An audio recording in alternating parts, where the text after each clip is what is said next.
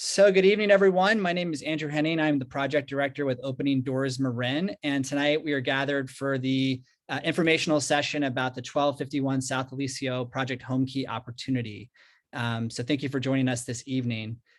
We are, as I mentioned, we're having a little bit of technical difficulty, but we do have interpretation services tonight for anyone that's joining speaking Spanish. You just need to click the interpretation button at the bottom of the Zoom panel. And I'll send a reminder about this in a minute, hopefully when we can get this started up.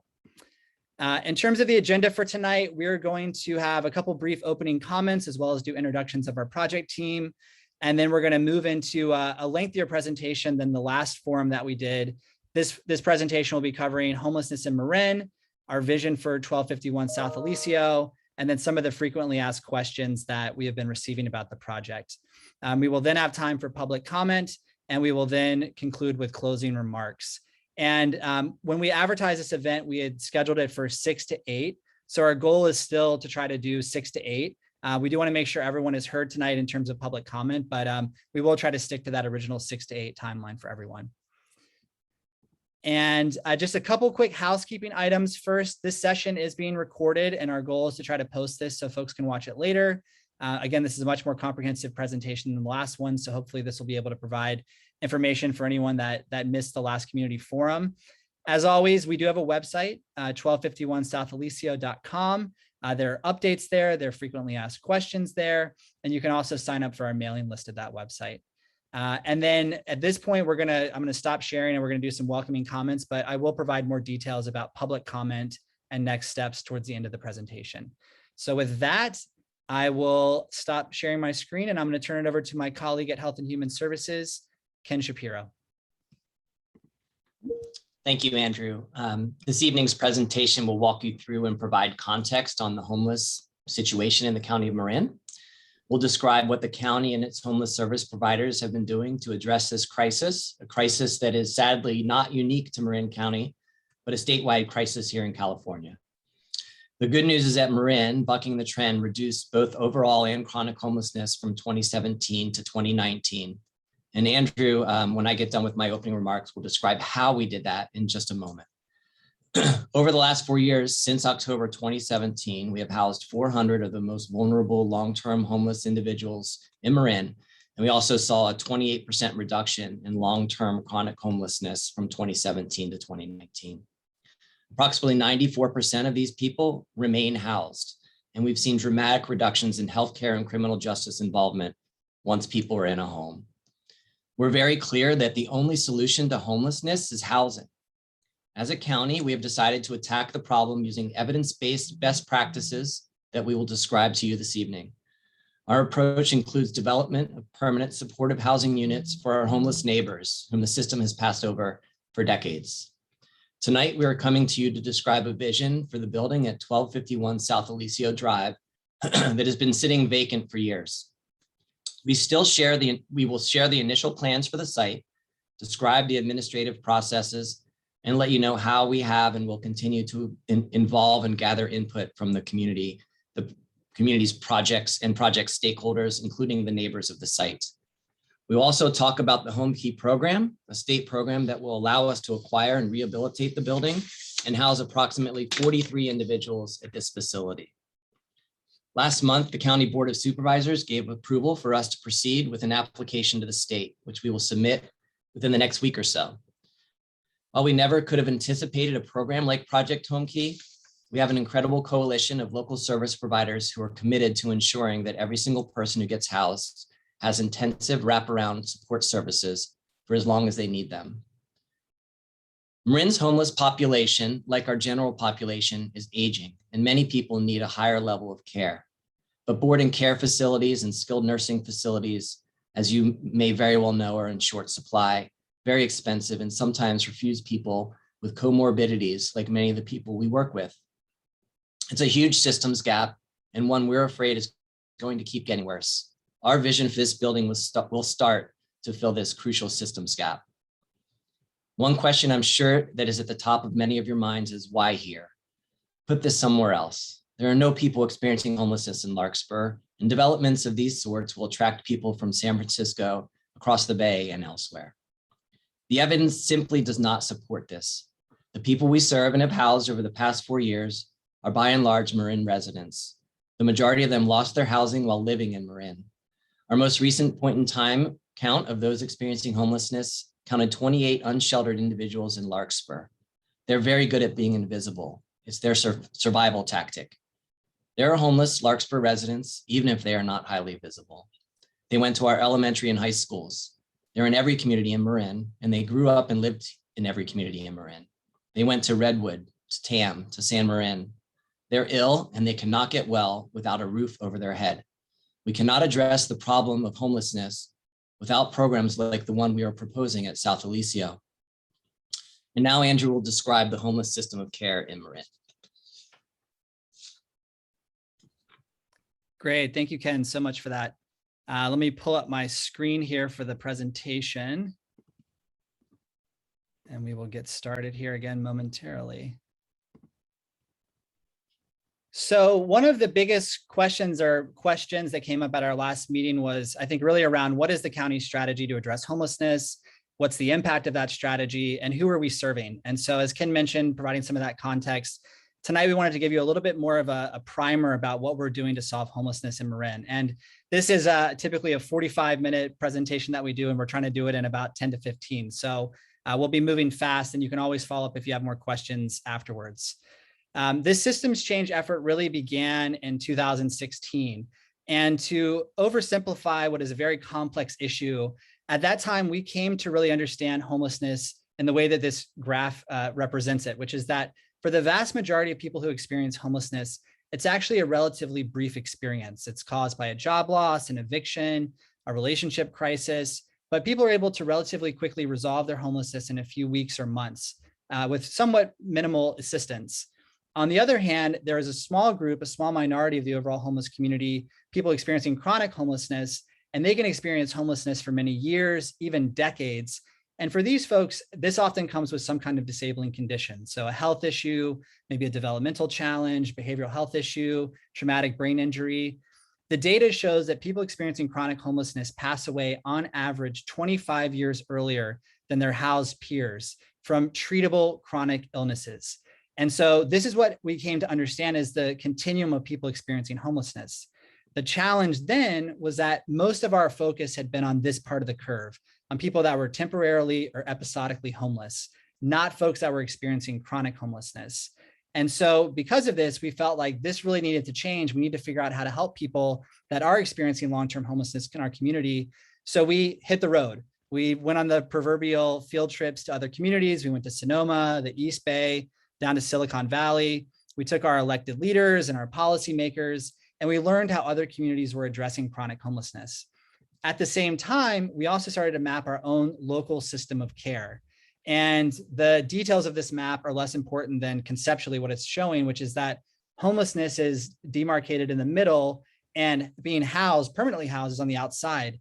And you can see that we had created a very well-intentioned system to help people, but it was very hard to navigate. And it was very hard for people to reach that outer circle of permanent supportive housing. The cycle that emerged out of this was that we had our most risk folks experiencing chronic homelessness who were failing out of our programs because of barriers in those programs. And because of this, they became more distrustful of the system. They didn't seek help and their conditions got worse. And when we started this effort in 2016, there were people who had been experiencing homelessness in Marin County for 10, 20, even 30 plus years, stuck in this cycle with our system not able to deliver care in the way that these folks needed. And what we realized from all of our tours is that we didn't just need let's say a mental health program or a substance abuse program. We needed a whole new strategy and process for recognizing the unique needs of individuals, because every person experiencing homelessness is just as unique as every person on this call. Everyone has their own background and history, and we need to really honor and recognize that. So one of the initiatives that we learned about was something in San Mateo County, where they actually convened frontline staff from the city, from the county, from local service providers, as well as executive management staff. And they met on a regular basis every other week, really focused on the most vulnerable people in the community and trying to get them housed. This is a picture from that effort in San Rafael. That was our pilot effort that we started in 2016. And our team met every 2 weeks for at that point, about a year and a half, to really try to get housing opportunities for our most vulnerable chronically homeless people. And the other kind of innovation, at least for us, that we learned about at that time was housing first. So at this point, you've probably heard of housing first. I think the term is used very, very broadly, but I think what's really powerful, having seen the system that we just showed you, that systems map to what housing first is housing first is really about cutting through all of that red tape, all of the layers of programming and bureaucracy that prevents people from going from unsheltered homelessness to permanent housing.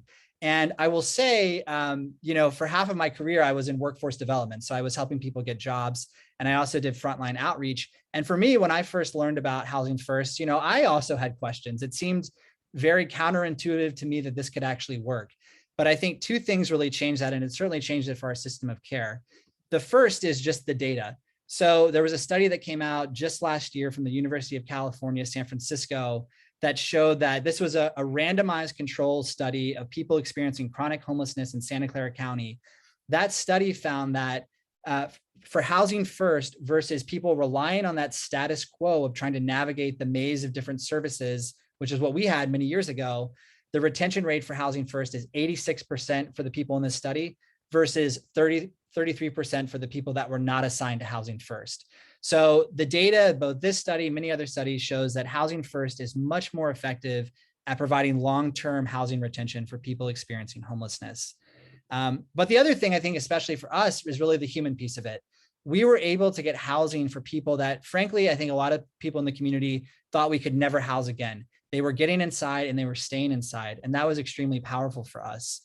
So based on these early pilot results, at the end of 2017, we began to ask ourselves, can this pilot that we've started in San Rafael become a county-wide model for how we address homelessness?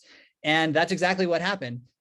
Fortunately, around that time, we learned about a national movement that's led by an organization called Community Solutions. The movement's called Built for Zero. And Built for Zero is now over 80 communities from the United States and Canada that have committed to using this kind of by name list approach that we were using in San Rafael. Again, this was kind of just coincidental that we were doing that as well, but they are helping communities across the country use that by name list to measurably reduce chronic and veteran homelessness all across the country. And so coming back to our impact, we started what we call our coordinated entry system, which you'll hear a little bit more about, on October 1st of 2017. And obviously it's been a little over 4 years now. This is just the last 6 months. So you can see from May through October, we are now housing approximately 12 people experiencing chronic homelessness every month. We have passed 400 people housed. As of October 31st, we've housed 416 people. And as you can see, our retention rate is hovering around 94%. And again, just to reference back to the UCSF study, nationally, the data shows that Housing First works about 85, 86% of the time. We're in the 90s. So whatever we're doing here has been really effective at keeping people housed. The other thing about this, and this has come up a lot, is who are the folks that we're serving? And I think one of the biggest questions is, are these folks local to our community? And I think there's a bit of a mythology out there about whether or not people in a given community are from that community or not from that community. And this is data from the point in time count. So those are done every odd year to document how many people are experiencing homelessness across the country. And these are just some statistics from the Bay Area.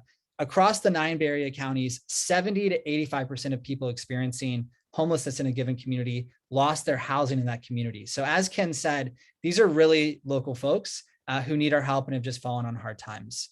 So to make that even more real, it's one thing for me to describe all this, but we want to show you a short video that really speaks to the systems change that has been implemented, as well as the impact that that's had on someone that has been through our system. So we're going to play a short video for you describing that change and what's happened. So here we go.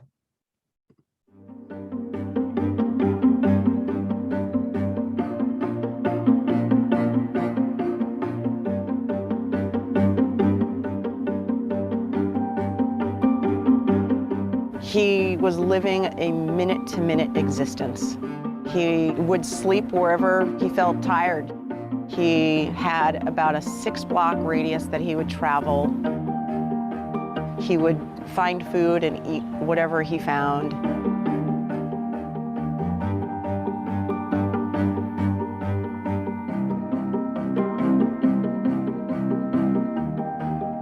He was diagnosed as a paranoid schizophrenic, and this disease just turned him into a different person. It was heartbreaking to watch him refuse help because of his untreated mental illness.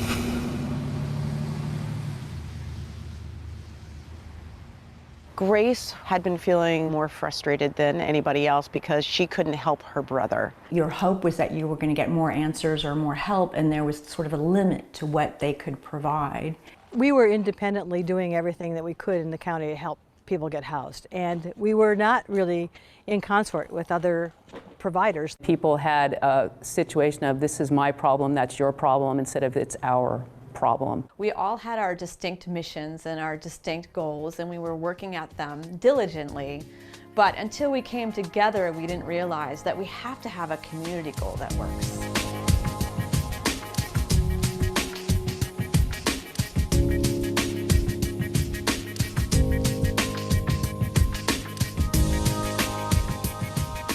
When we started working with one person at a time, we realized that's the way you end homelessness. One name, one woman, one man, one family at a time. We are able to really share strategies, share resources, and take each person individually and look at their vulnerability and house them as a team. Is dealing with the entire person, all of their different issues, their barriers to housing, and recognizing that housing is the solution to people's health. That's a game changer. The number one solution to homelessness is housing. So we get people into housing, it gives them a safe place to be immediately. It's an automatic improvement to their life and their health care. And then we wrap these services around them. And long term, it's what creates the sustainability in housing. It was that circle and that collective effort that allowed him to get off the street and have a home.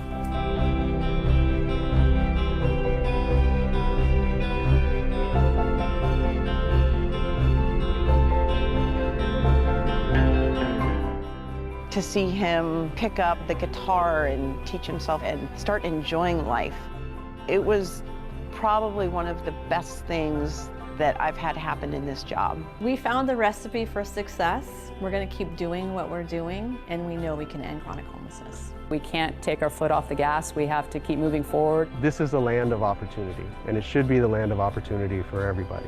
Let's ensure that people who need us to reach out to them, that need us to give them a helping hand, get that help from us as the community.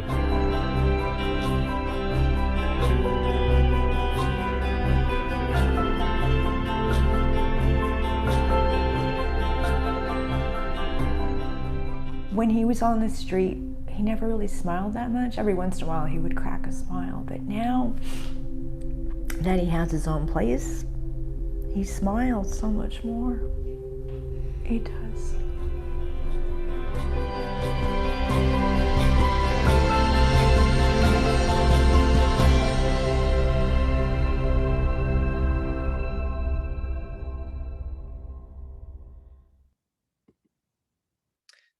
So as you can see from Robert's story, not only have we really impacted the lives of individual people, we've also built a pretty amazing collaborative ecosystem of providers in Marin. So some of the organizations you've probably heard of, Homeward Bound in Marin, the Housing Authority, Ritter Center, St. Vincent's, they're all part of this collaborative working together. So I think the question that we always get at this point, and it's a segue to why we're here tonight, is how is this achieved, especially around the housing? So the majority of the people that we've housed have actually been housed through scattered site rental units all across the county. We've housed people in Mill Valley, up to Novato, Corte Madera, all the way as far west as Inverness. And this has really, again, been our way to make sure that people are integrated throughout the entire community. And they're folks that are just, again, living their lives in normal apartments throughout Marin. But at some point, we know that we're going to run out of willing landlords or enough rental units. And so actually building and creating new housing is also part of the equation here. So some of the sites that we've been successful in creating the past few years, Victory Village last year came online, which is a affordable housing site in Fairfax for seniors. Right now, if you've heard of Homeward Bound and the Mill Street Center in San Rafael, that shelter is being rebuilt to include not only the shelter, but now 32 units of permanent supportive housing with 24/7 on-site services. You can see it's under construction right now. And then through Home Key 1, we were able to acquire 2 new properties in Marin as well. One is the Casa Buena, which is in Corte Madera, and the other is 3301 Kerner, which is in San Rafael. So you can see that over the years, we've not only built a strategy, we've found the services, but we've also been trying to create the housing to get folks back inside. So with that, I'm going to transition over back to Ken, who's going to talk a little bit more about Home Key 2, the process, and 1251 South Eliseo. And I also, just to close the loop, again, want to apologize if anyone joined tonight. I'm hoping to have the Spanish translation services. We were just having some technical issues with Zoom. So as a result, we're going to commit to getting this translated afterwards. So we will have this translated, but we're not going to be able to have the simultaneous translation going. So with that, Ken, do you want to take over? Yes, thank you very much, Andrew. Okay. And before I take us through Home Key 2.0, I wanted to stop and just introduce the others who are panelists this evening who will be also presenting and answering questions. If you could turn your cameras on. First, Ashley Hart McIntyre, if you could introduce yourself. Hi, folks. I'm Ashley Hart McIntyre, homelessness policy analyst with Marin County Health and Human Services. And Beth Stokes with the Episcopal Community Services. Beth, please. Yeah, good evening. I'm Beth Stokes, Executive Director with Episcopal Community Services. And Kevin Kitchenham. Hi, good evening. Thanks for being here. I'm Kevin Kitchenham. I'm the Director of Housing Development at Episcopal Community Services. And Zach Frenette, please. Good evening, everyone. My name is Zach Frenette. I work for Ground Floor Public Affairs. We help support Episcopal Community Services community engagement efforts throughout the Bay Area. Thank you very much. And I'm sorry I forgot to do that at the top.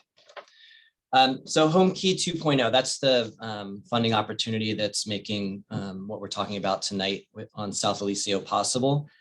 The current round of Home Key funding makes $1.4 billion available across the state with a $200 million set aside for the Bay Area.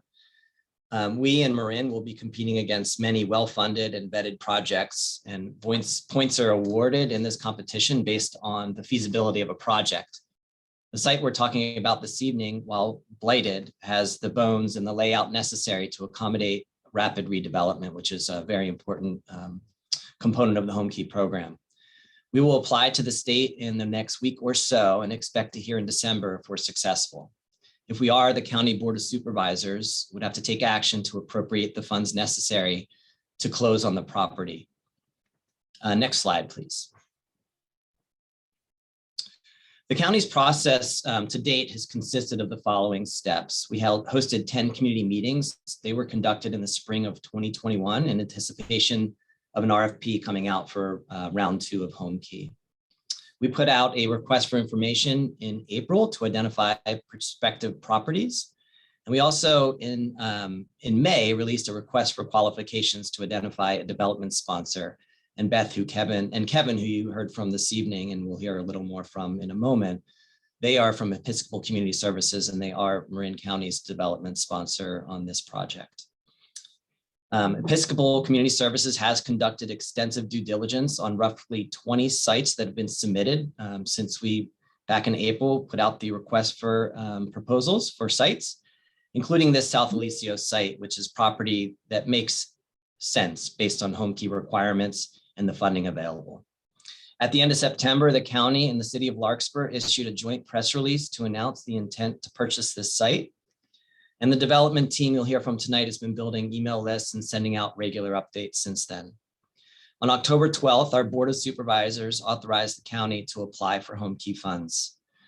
We have been reaching out to neighbors and local stakeholders, including attending a school board meeting. We held an information session on October 21st. We're hosting this evening's session. The city of Larkspur has selected 2 council members as project liaisons. And I'll describe a little bit later, but we're also launching a community advisory committee for this project. And we've set up a website as well, and we'll have links to that and describe it in a little more detail as we move on. But the web address is 1251southeleseo.com. Next slide, please. As I mentioned, in anticipation of the current second round of Project Home Key, we released an RFP, or request for proposal, seeking a development partner. We issued that in May 2021, and again, chose ECS in June. ECS has a very long history of success developing and managing permanent supportive housing projects. They currently manage 1,600 units of permanent supportive housing, and they maintain a 95% housing retention rate. Next slide, please. Many of you are very familiar with this site. This is the property at 1251 South Eliseo as seen from above. So we're developing apartment homes. This will not be a shelter. It will not be a navigation center, and it will not be a transitional site. People will live here. It will be their place of security and peace after years on the streets. We envision redevelopment of the site will result in drivers by noticing nothing different about this property compared to the other properties in the neighborhood. And we will work with the Community Advisory Committee on the building's exterior and design to ensure it's a fit within neighborhood aesthetics. Next slide, please. As you can see, this property has fallen into disrepair and will benefit from redevelopment. So the county's coordinated entry system, which you heard a good bit about in that video that we showed, includes representatives from all of Marin's primary homeless service providers. It manages the process of tracking everyone who is chronically homeless and connecting them to the appropriate level of housing. The units in this facility or property will not be open on the open market, and the coordinated entry committee will make referrals to any open slots. Next slide, please. The site will house single adult males and females who have experienced chronic homelessness. Each tenant will have a disabling condition, a reason that the services we'll make available at the site are so crucial. We have been asked why we are not planning to house families at this site. And while we explored the feasibility of doing so, given the layout and size of the facility, the current structure, it was not financially feasible to use this site for family housing. Next slide, please. This is a picture of some of the residents at one of Episcopal's properties, just to give you something a little more concrete to picture.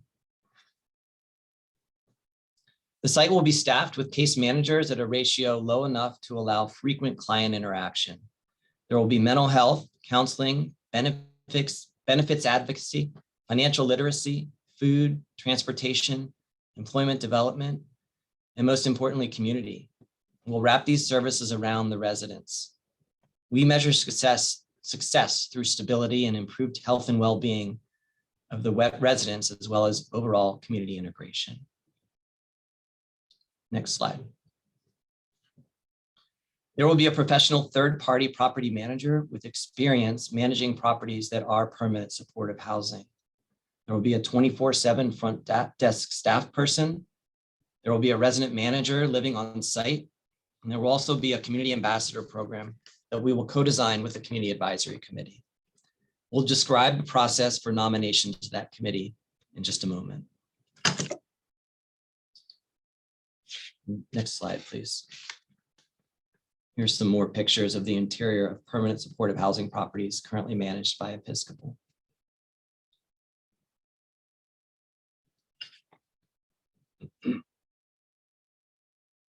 So we've gotten a lot of questions from the community about this project. So we've developed an FAQ page on the website, again, 1251southeliseo.com. And we'll now review these FAQs before we move to public comment. And so I'd ask Beth Stokes from ECS if she could take the first 3 frequently asked questions. And we've also, as I said, posted the FAQs to our website. Thank you, Ken. Thank you. The first frequently asked question that we have is, what is the plan to keep residents and neighbors safe? We just want to underscore the reality that residents who will be living on the property also want safety and security in their homes and in the neighborhood. The building will be staffed 24 hours, 7 days a week, and residents can contact property management at any time if there's issues on site, as well as the support services, which will also be there. Comprehensive case management, as Ken was saying, and enriched clinical services will be available to all residents. The services that are provided will be flexible, and that residents are the primary authors of their service plan in supportive housing. Monthly community meetings are held in our properties. And this is for residents to address and respond to collective concerns that might be happening on site. In addition, there'll be a community safety services team to serve as a community liaison to prevent and de-escalate issues that may arise on the property or on the exterior of the property. Next slide. The second frequently asked question I'll address is what happens if there are behavioral issues? Well, because the residents will have long histories of homelessness, it is expected that some issues will arise. Some of those issues will be behavioral issues as folks adjust and adapt to their new homes and connect with behavioral health services as well as physical health support during the process of living there. All residents will have the full rights and responsibilities of tenancy, and that residents will also be expected to follow community guidelines, including a clear commitment to safety in the building. Weekly meetings with other nonprofits that are currently going on in Marin County, ECS will be participating in those weekly meetings. Those meetings are held to leverage countywide support and assistance with housing options if this particular housing option is not working out for the individual in the project. As a last resort, residents with multiple unresolvable lease violations and or other serious infractions that may occur on the property, it could result in termination from the program if there's pretty serious unresolved issues on site. Again, supportive housing is really meant to prevent evictions. And so we underscore that it is a last resort, yet residents are held to the terms in their lease.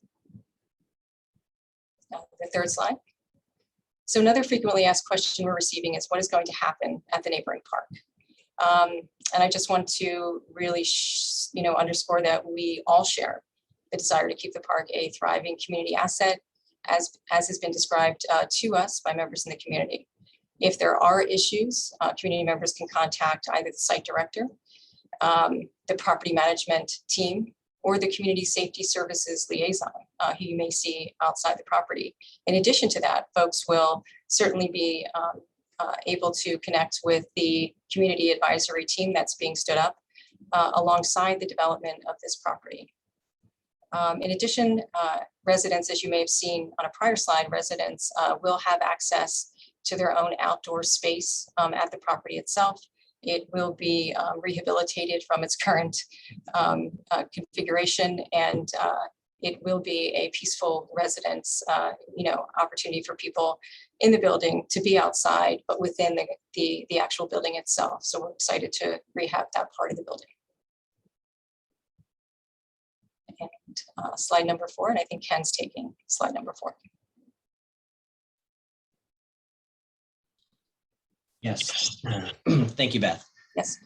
So will sex offenders be allowed to live here is a question we're being asked frequently. The project will be funded with HUD housing choice vouchers, which prohibit any household member subject to a lifetime registration requirement under a state sex offender registration program from being admitted to the program.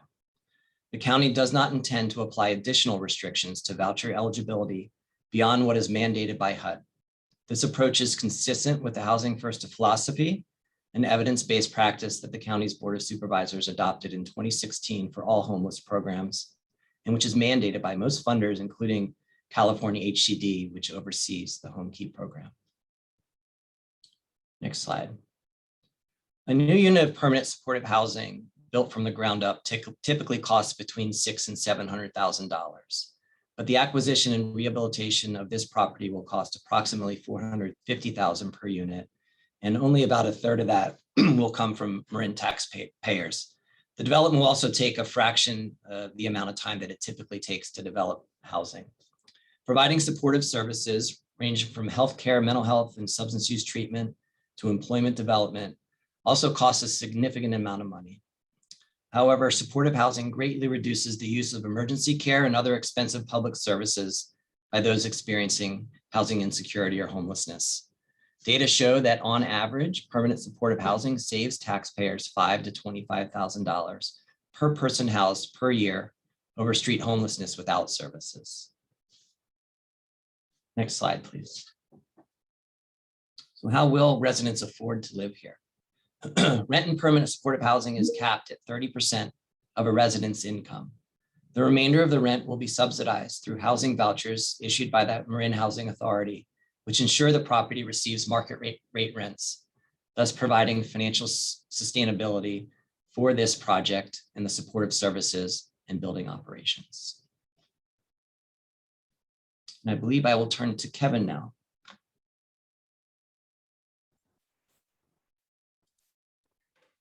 Hi, good evening. Thanks, Ken. Thanks everyone for being here. So another question that comes up is what type of physical renovation is needed? And I think you've seen the photos for this project and most of you live nearby. So there's a minimum standard that has to be met by, way of a housing quality standard that people can live in. So that's first and foremost. This project's been on the market property's been on the market for quite some time and been abandoned for about 6 years. So it's fallen into a massive amount of disrepair, but is salvageable at this point. We're looking right now primarily at a 43 unit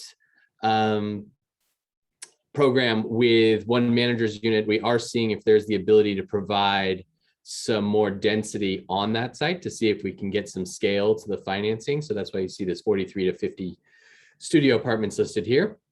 That's going to sort of tease out as we get through the design itself and start pricing some of the design and see what we can pay for at this site.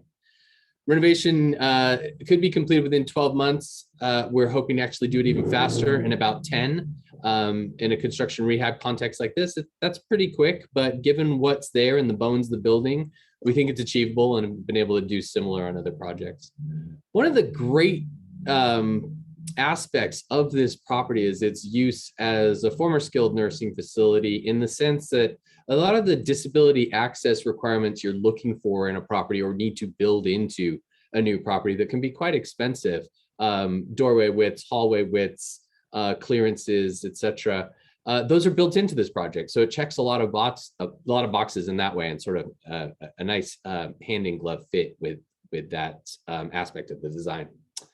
We'll include a communal kitchen and dining area, internal group space for programming. There's also a couple of really nice interior courtyards with a lot of light, and looking forward to programming this space to be successful. So, generally it's in poor shape, but we've seen worse. We've made worse into gems, and just looking forward to polishing this diamond in the rough.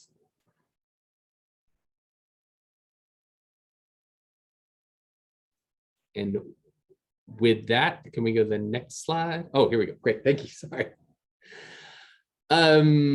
So another question we get, and this is such a relevant question, I'm so glad people bring this up, and I think this was even more apparent in our recent deluge.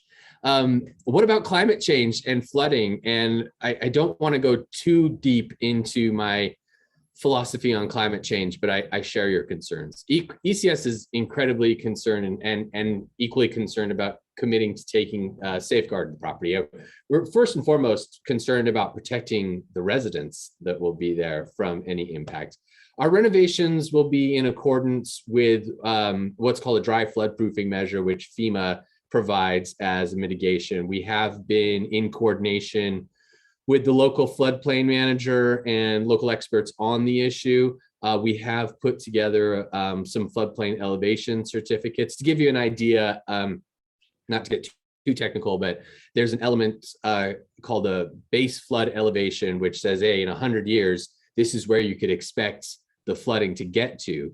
Our lowest elevation is 9.5 feet above that. So that's quite a good buffer, though I do understand the proximity to the creek.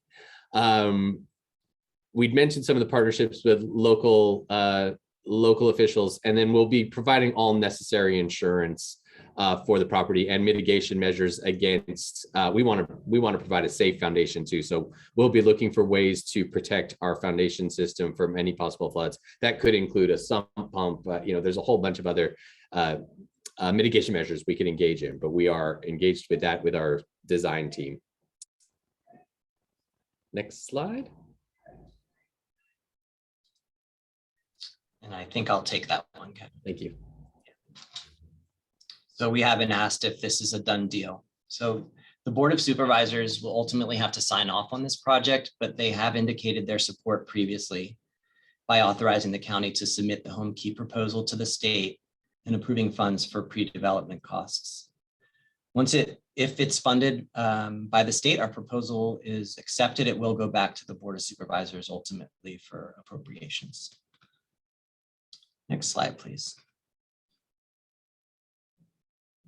So what's next in the process? As we mentioned, we're going to apply to the state as soon as next week. We expect to hear an award announcement in December. If that happens and we're successful, we'll seek to acquire the property in January, start construction in February with the goal of completing construction and starting to lease the apartments in December of 2022. That would be if everything goes just right.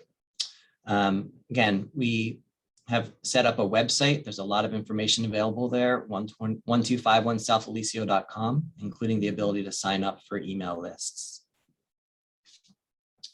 Please go to the next slide. How can the community stay involved? I mentioned the community advisory group a few times when I was speaking. We're now seeking nominations to round out a community advisory group, which will consist of a group of representative stakeholders, including nearby neighbors. The community advisory group will provide the community an ongoing mechanism to provide input and feedback on program and site design. Community members interested in applying, please go to the website and you can see community advisory group right at the top, and you can click there and submit your nomination. Meetings are tentatively scheduled to begin in late November or early December. In the meantime, we continue to grow our mailing list and invite anyone to send an email to Andrew or the home key address listed on this slide. Actually, it's not on this slide, by visiting our website and asking to be added to the list. Next slide, please. I believe that brings us to public comment. And Andrew, I believe you will describe the process for public comment, if I'm not mistaken. Yes, thank you, Ken. So at this point in the meeting, we are going to turn to public comment. And as I mentioned at the very beginning, when we originally scheduled this meeting, we had planned for 6 to 8. So it's still our goal to try to keep this timely, but give a chance for everyone to make their comments or raise other issues. So at this point, if you would like to speak, please use the raise hand function that's at the bottom of the Zoom panel. And as we go through, I will be promoting people to speak. Well, I should say, to clarify, because if you came to the last one, we're not going to be promoting to panelists like last time. We're just going to be allowing people to speak using the unmute button on the attendee list. So just to clarify, that's going to be the process. We had planned, because I can't see the full attendee list right now because I'm sharing my screen, but I think we were close to 200 people. So we had planned that probably having about 1 minute per public comment would allow for the most number of people, given that we have a lot of folks here. So why don't we still stick with that? And I see people are still raising their hands. So again, if you would like to speak, I would encourage you to please raise your hand now so we can get a sense of how many people are gonna be speaking. We are gonna share a screen that has a timer so you can get a sense of how long you have. Again, I know it's brief, so we're asking for brevity just to really convey how you're feeling or if you have any other questions. And then as we get closer to 7:50, we're gonna try to cut off public comment. We want to make sure everyone can speak. So we'll see where we are in terms of the queue at that point, but we will turn off public comment at that point and allow final responses from the team. So I just want to make sure everyone's aware of that. And with that, I also wanted to caveat, I'm going to stop sharing here, that I believe we have a few electeds who have joined us tonight and are in attendance. So I want to give them an opportunity to speak first if they would like. And we won't hold them directly to the 1 minute, but we do ask for brevity from everyone speaking tonight. So let me pull up the participant list right now and see who we have, make sure. I know Supervisor Rice had joined and a few of the council members from Larkspur. So if that is you and you would like to speak, please raise your hand and I will go ahead and unmute you momentarily here. So I see a few people. Let's see. And again, if any of the council members would like to speak now or later, let me see. We have a long list. So, all right, I see Supervisor Rice. So Supervisor Rice, let's start with you, and I am unmuting you right now. Hi, can you hear me? Yes, we got you. Okay. All right. Well, good evening. So good evening to the community. Thank you for being here tonight and your interest in this project. And I understand there's a wide range of interest. There's concerns, and I know there's folks who are very supportive of this project as well. I want to thank the team for the presentation tonight. I think it was really important to put this South Eliseo project in the context of the larger work that the county is doing with our partners to address homelessness. So I just want to let folks know from the community that I am here and listening, and we'll be here for the entire meeting, and we'll have some closing comments, and eager to hear what folks have to say, and hoping that in what we're all looking for is to work really closely with the community and with stakeholders and with the city to make sure we can integrate this project as successfully into the community as possible. And that may take some hard conversations, but I think working together, we can make this a success for everyone. So with that, I'll sign off and listen to the rest of the program. Thank you, guys. Thank you so much, Supervisor Rice. Appreciate that. Next up, we have one of the council members who is on the City of Larkspur's Committee for Home Key. That is Councilmember Way. So Councilmember Way, I'm going to promote you next. And then after that, we'll have Mayor Haroff. So promoting you now, Councilmember Way. Yes, hi, can everyone hear me? Thank you very much for those in attendance. I would really love to see everyone's faces in a public setting, but yet we can't do that. So hopefully by this time next year, we will be well into having public meetings. I would really appreciate getting more and more information as this process is going along, and also encouraging Larkspur, Greenbrae, Kentfield residents, or anyone else who's very interested in this project to please apply to be on the advisory committee, so that we can work together to see that we have a successful new neighborhood brought into the community. And I want to make sure that everyone knows that they can participate in this process moving forward. Although Larkspur has very minimal amount of influence on this project, we do work with our supervisors on other activities that influence the entire community. So thank you. Thank you so much, Councilmember. Really appreciate that. So next up, we have Mayor Haroff. So I am going to promote you now. Okay, can you hear me? Should be able to. We got you, yeah. Good, great. Well, I'm Kevin Haroff, and I'm on the Larkspur City Council, and I'm in the closing weeks of my term as mayor, which will transition at the end of the year. I'm not among a member of the liaison committee that we set up as an ad hoc committee with our council. That's Catherine is one of those members, and Scott as well. But I want to make sure everyone is aware that we are paying close attention to how this project progresses. We're listening very carefully to comments and concerns that we hear independently as members of the City Council from our community. We want to make sure that all aspects of our community are first in mind for us as a City Council. And we hope that we can all have a process that will be respectful of each other and accomplish a good result at the outcome, or at the end of the process. You know, I remain personally committed to seeing that result. So that's it. Thank you so much, Mayor Haroff. Really appreciate your comments. It looks like I also see Councilmember Candle's hand up, so I will go ahead and promote you to speak next. So I am doing that as we speak. So Scott, you are now promoted. Thank you. I appreciate that. Thank you for the presentations. I'm going to take a little bit of a different tone, I think, because I feel a little bit differently. I think as a panel, you're not hearing the community, and I don't think the focus is where it needs to be. I think you're spending a lot of time trying to convince people that it's a good thing to help homeless people. I think we all agree with you. You know, we all are in favor of helping homeless people, you know, giving them the services they need.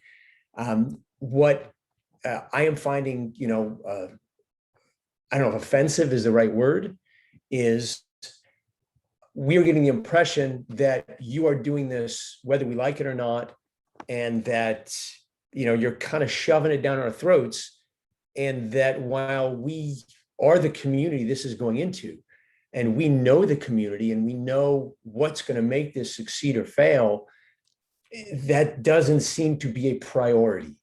And I think it's a mistake. I know you're under the impression that this is a done deal.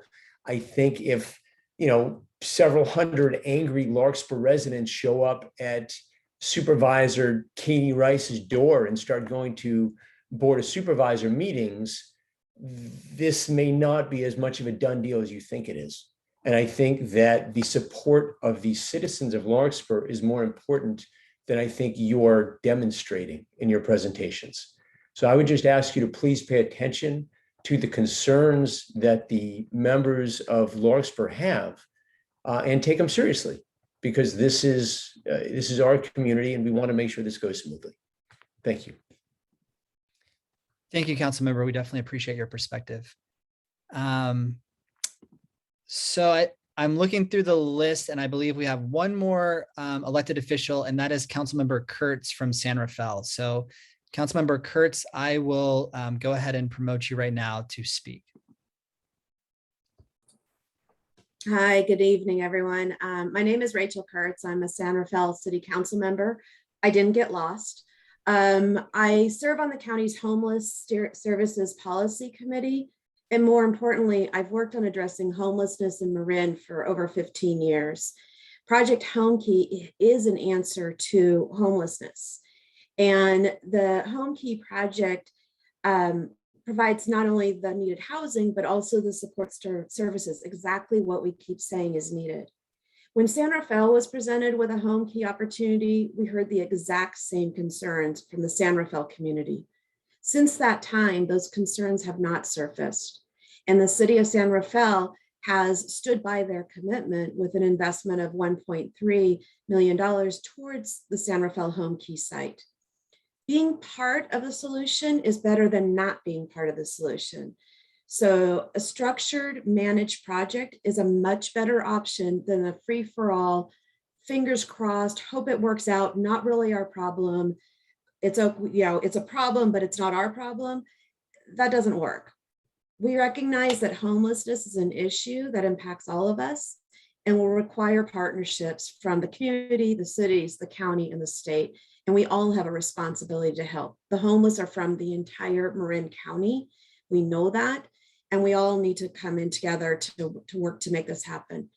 If anyone is interested in having a conversation with me about homelessness, I am happy to speak to you. And you can see what's happening in San Rafael. And we welcome the conversation and see that these are people who just need a place to feel safe, to get back on their feet. And we need to do that. And if anyone hasn't had the opportunity to watch John Oliver's update from this past weekend, please do. It's very enlightening. It's all about homelessness. So thank you for the opportunity to share. Thank you so much, Councilmember. Appreciate you joining us tonight.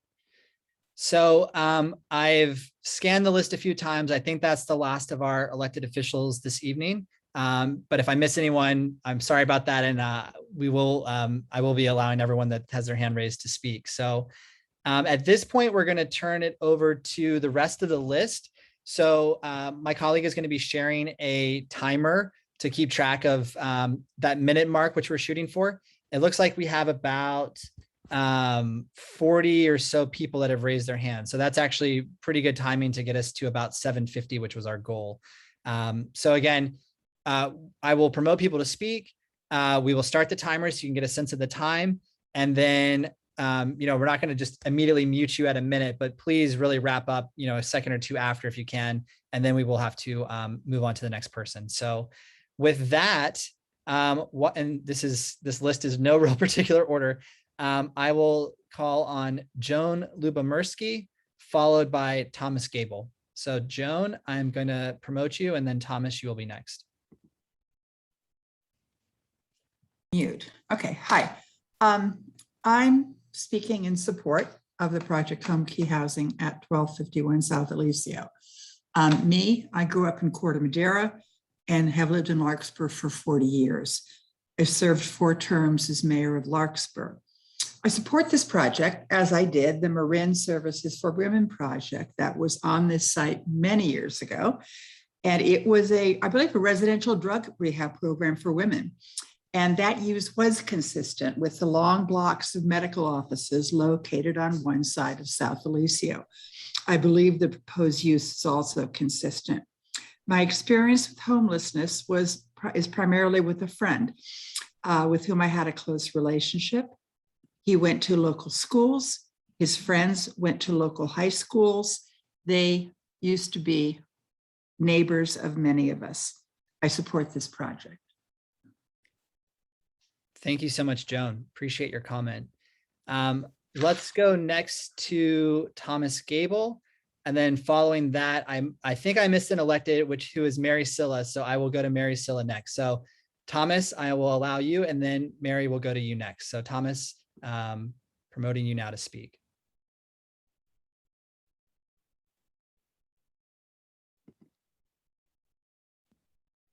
And I think you're up, Thomas. I don't know if it's still muted or not.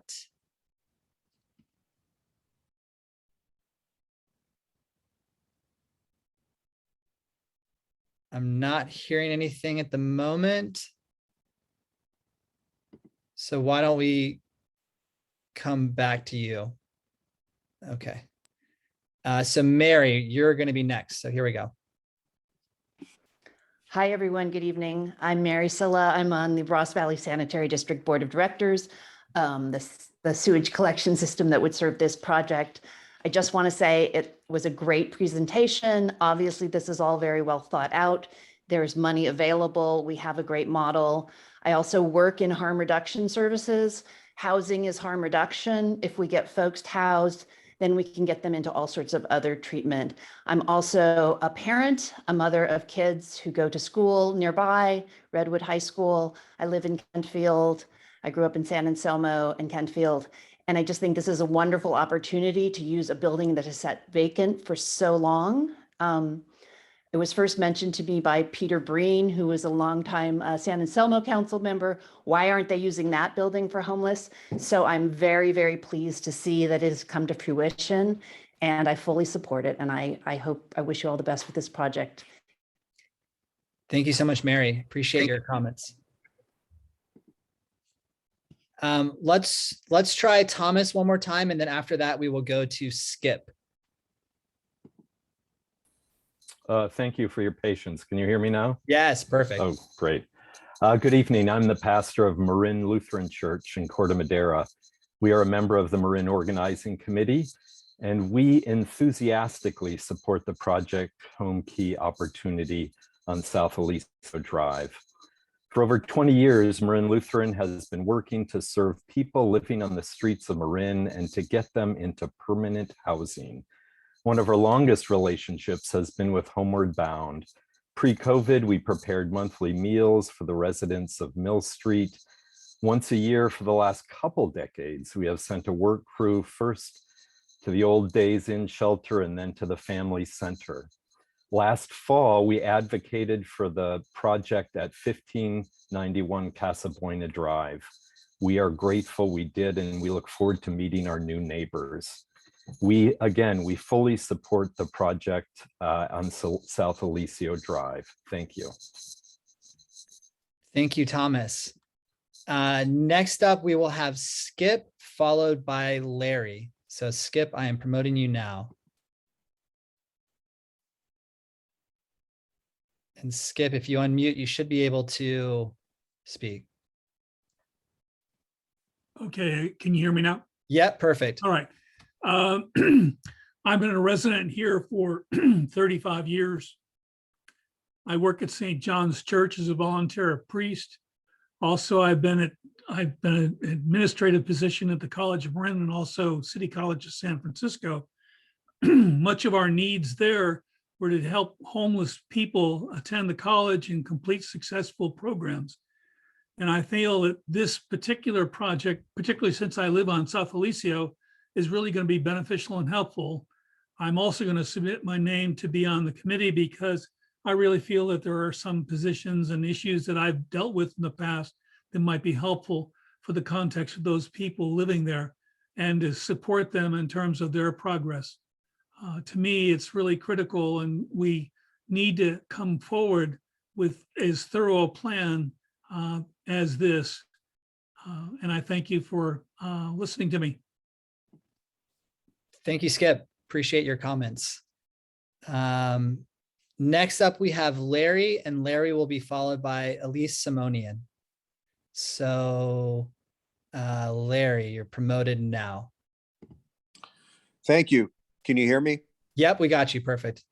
I'm a neighbor at 1119 South Eliseo. The county has made it extremely difficult for us neighbors to be supportive of this program.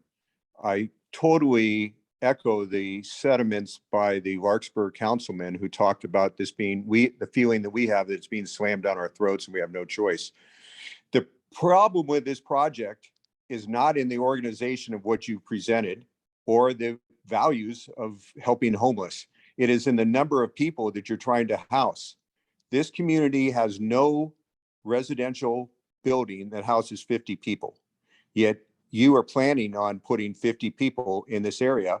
And it is stated in an earlier comment that someone said, we expect problems. Well, of course you do. You put that many people in a small environment that need incredible amounts of support, you're going to have problems. And the county is allowing this neighborhood to be the guinea pig for that. So what I'd like to see is this project, because I know it's going to go through, I'd like to see this project phased in. So there'd be Larry, sorry, I'm sorry to cut you off. We did hit time now. You're not really sorry about that because you don't want to answer the question. Well, I appreciate you sharing your feedback. So we're going to move next to Elise. So Elise, you are next, promoting you now. Thanks. Can you hear me? Yep, we got you. I'm Elise Simonian. I live on Magnolia Avenue near Doherty Drive, and I've been here for about 18 years, and I grew up in San Anselmo. I was thrilled when my son's school, St. Pat's, partnered with Homeward Bound to develop the transitional housing project across the street from our grade school. And I'm thrilled that you're proposing this project on the other side of me. It's so important for us to care for the most vulnerable in our community. And I wanted to thank you all for the work that you are doing for the homeless. And I fully support this project. Thank you. Thank you, Elise, for sharing your comments. Next, we have, I don't think I said who was next. So let's do Lynn Murphy, followed by Victoria Holdridge. So Lynn Murphy will go next, followed by Victoria Holdridge. So Lynn, I'm promoting you now. Thank you, Andrew. My name is Lynn Murphy. I used to live in Green Bay and Kentfield. I remember when the building was the home of Marin Services for Women, and I used to think it was really pretty awesome that that facility, which was helping so many women who were in really deep need of help, were really woven into the community seamlessly. And I think that in terms of the density, we have to remember that just up the hill from that building is the Tamalpais retirement community, which is multiple stories. And I don't know the number of residents, but I know that it is more than 50. So to claim that this is a problem for the community seems very hypocritical to me. And my daughter rides her bicycle to school past there 3 times a week. And I would be thrilled to have this as part of the community. Thank you. Thank you, Lynn, for your comments. Next, we will have Victoria, followed by Joanna Anderson. So Victoria, promoting you now, and Joanna, you will be next.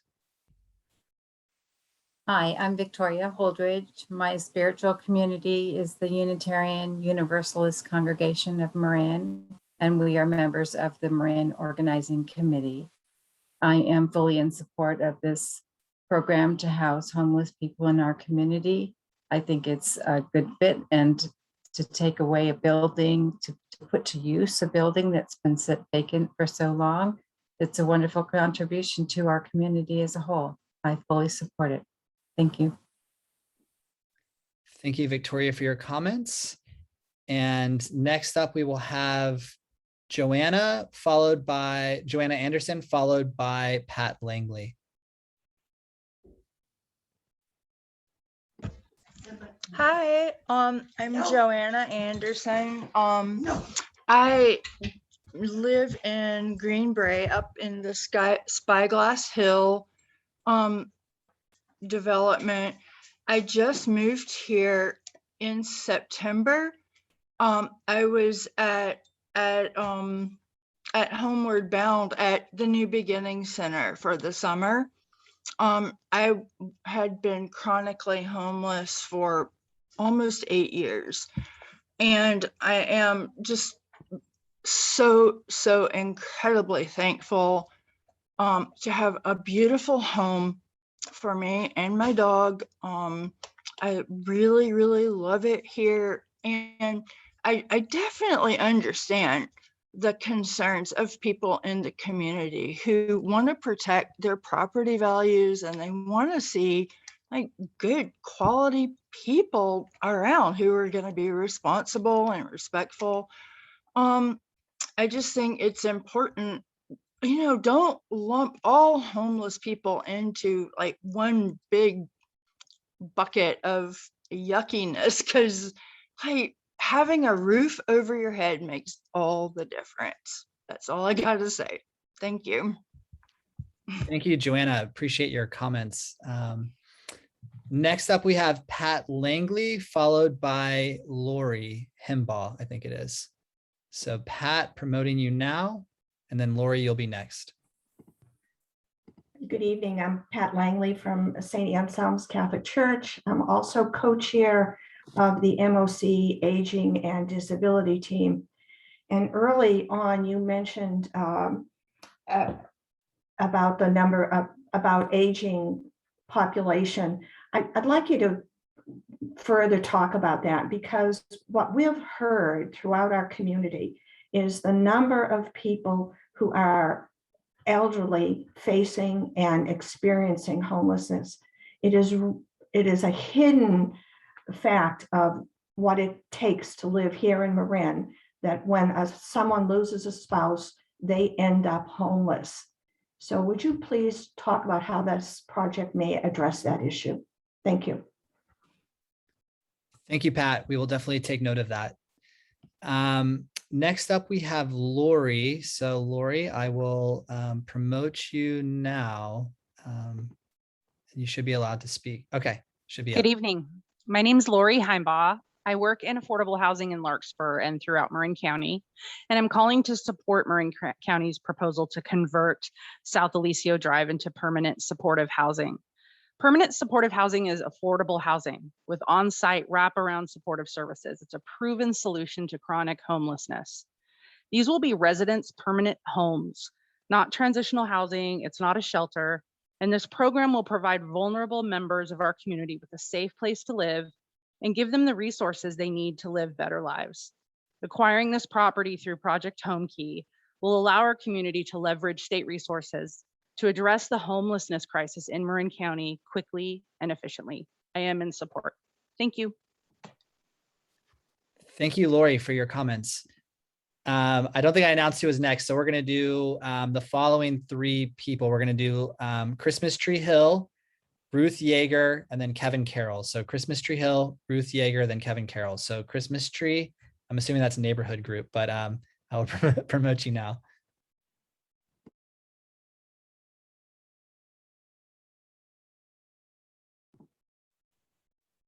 And Christmas Tree Hill, NRG, you are able to speak.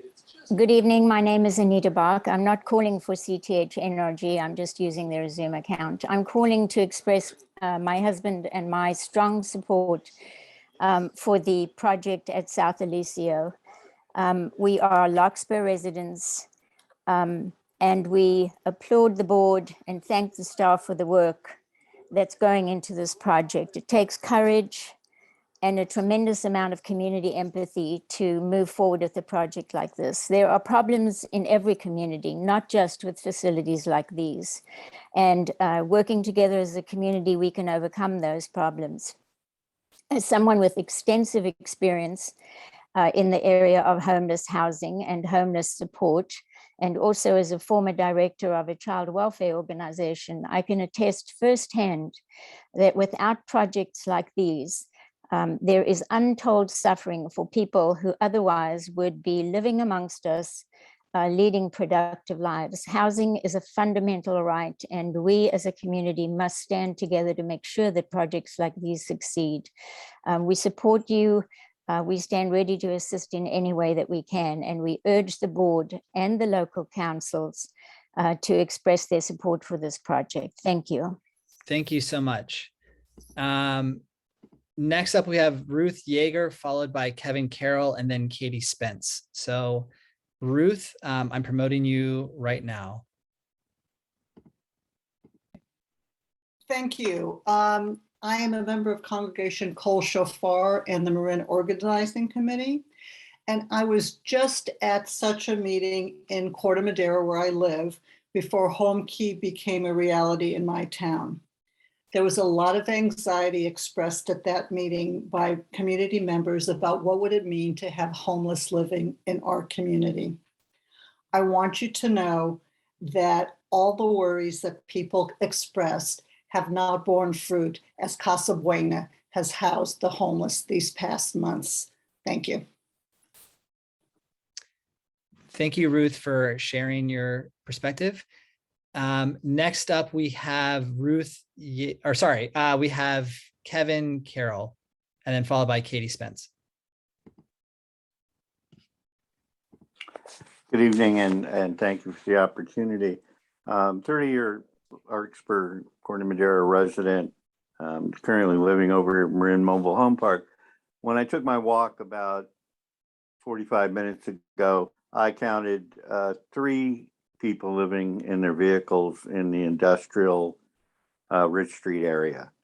This is on top of 2 others that I know, women who sleep in a local shopping center just off of it every night. I see them when I do my nightly walk. So anyone who thinks homelessness is not in Larkspur is wrong.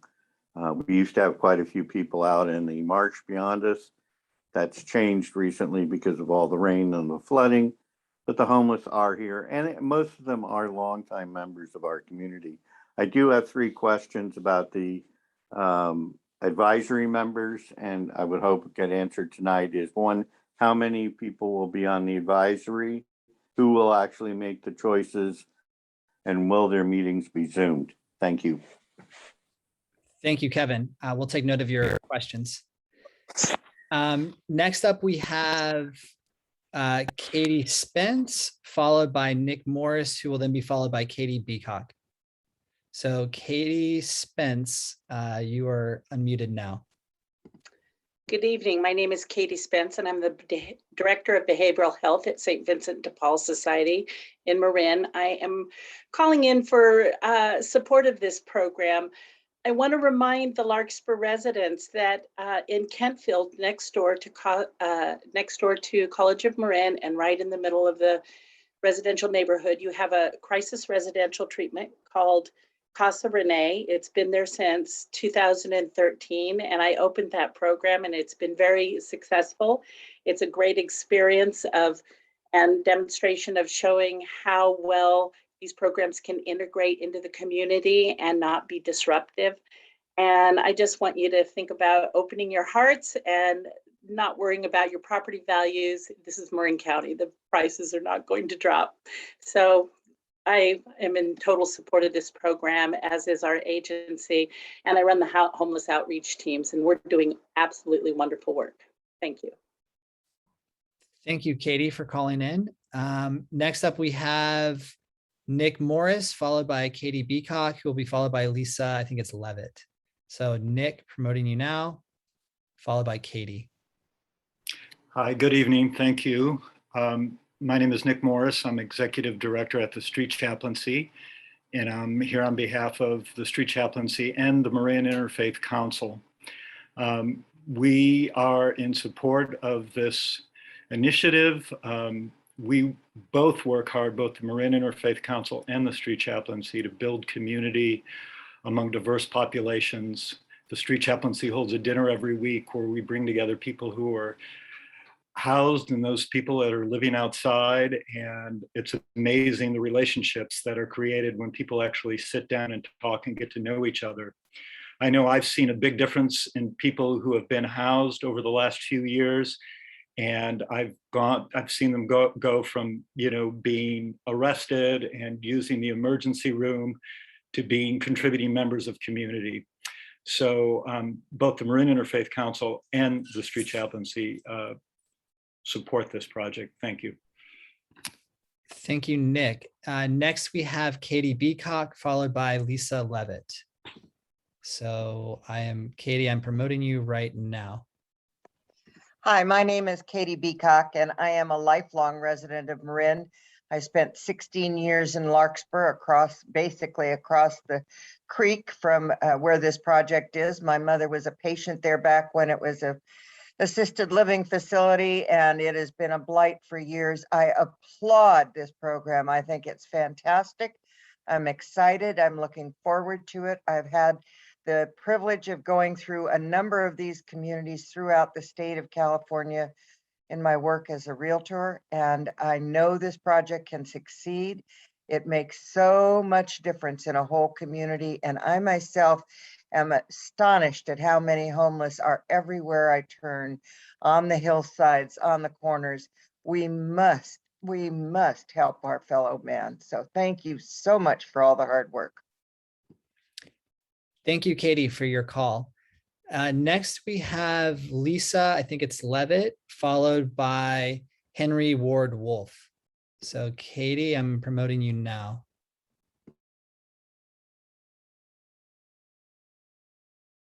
I just spoke. Sorry about that. Sorry. I'm trying to read the list and sorry. Lisa, you're next. I apologize for that. Let me do that. Here you go, Lisa. Thank you, Andrew. My name is Dr. Lisa Levitt, and I have lived in Larkspur for 22 years, raised 2 children. I am a physician at Marin Community Clinics for the past 25 years. And I just want to remind us all that housing is healthcare. And especially as the cold weather begins and the impacts of COVID continue, housing is critical, life-saving healthcare. Without housing, providing healthcare is challenging, if not impossible. We know that, and public health requires that we get people housed. The second point I'd like to raise is that Marin Community Clinics has 2 sites within walking distance of the proposed Project Home Key. One is directly across the street at 1260 South Eliseo Drive in Greenbrae, and the other is a short walk away at 5 Bon Air Road in Larkspur. Patients will have access to primary care, specialty care, and a pharmacy. We have a complex care team of caring doctors, nurses, social workers, and care navigators. And we have a robust behavioral health program that includes psychiatrists, psychologists, social workers, and a recovery specialist. So we are in the business of taking care of the most medically fragile patients, and we look forward to partnering with you. So thanks. Thank you, Lisa. Next up, we have Henry Ward Wolf, followed by Bill Hess. So Henry, I am promoting you now, and you should be able to speak.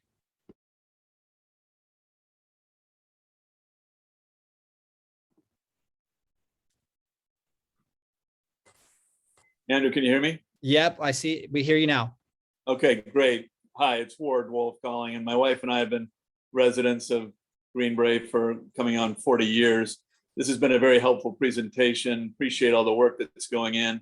I guess I just had more of an operational observation in terms of the ECS being comfortable managing a group of up to 50 residents, some of whom I think will require pretty intensive services in terms of disabilities and whatnot. So compared to other projects, is ECS comfortable that they have the expertise to be able to deliver on a program like this in the middle of a residential neighborhood? I think the Corte Madera one was a little bit more to the edge of the community. So anyway, that's more of a observation than anything else. But I just want to make sure that they feel comfortable in order to stage the project appropriately with up to 50 people. Thank you. Great. And thank you, Ward. Appreciate that. Next up, we have Bill Hess, followed by TR. So Bill, I am promoting you now.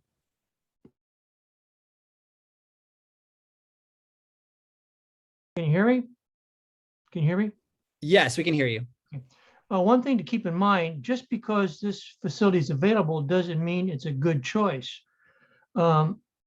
My concern is, as the doctor pointed out, the potential need for medical care.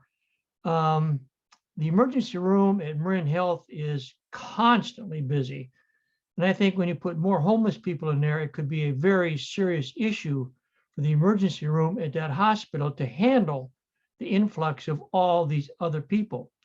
Additionally, it doesn't have access to a lot of services that these people may need, like transportation, food sources. I think it's going to be a real problem. So just because it's there may not be the best location to serve what they really need besides just a house. Thank you so much for your comments, Bill. Next up, we have TR, who will be followed by Connie Mann. So TR, I am promoting you right now, and then you'll be followed by Connie Mann and then Allison Jones Thompson.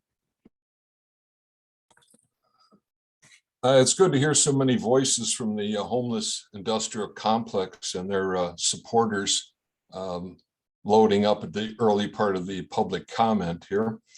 It's not a big surprise. You're talking about the money that's being saved by only the County of Marin paying a small part of it. We taxpayers, however, pay federal, state, and county taxes, so it doesn't really save anything for us. But the whole project is really pretty idiotic to drop 43, let's say, mentally disturbed people into our very quiet, peaceful neighborhood.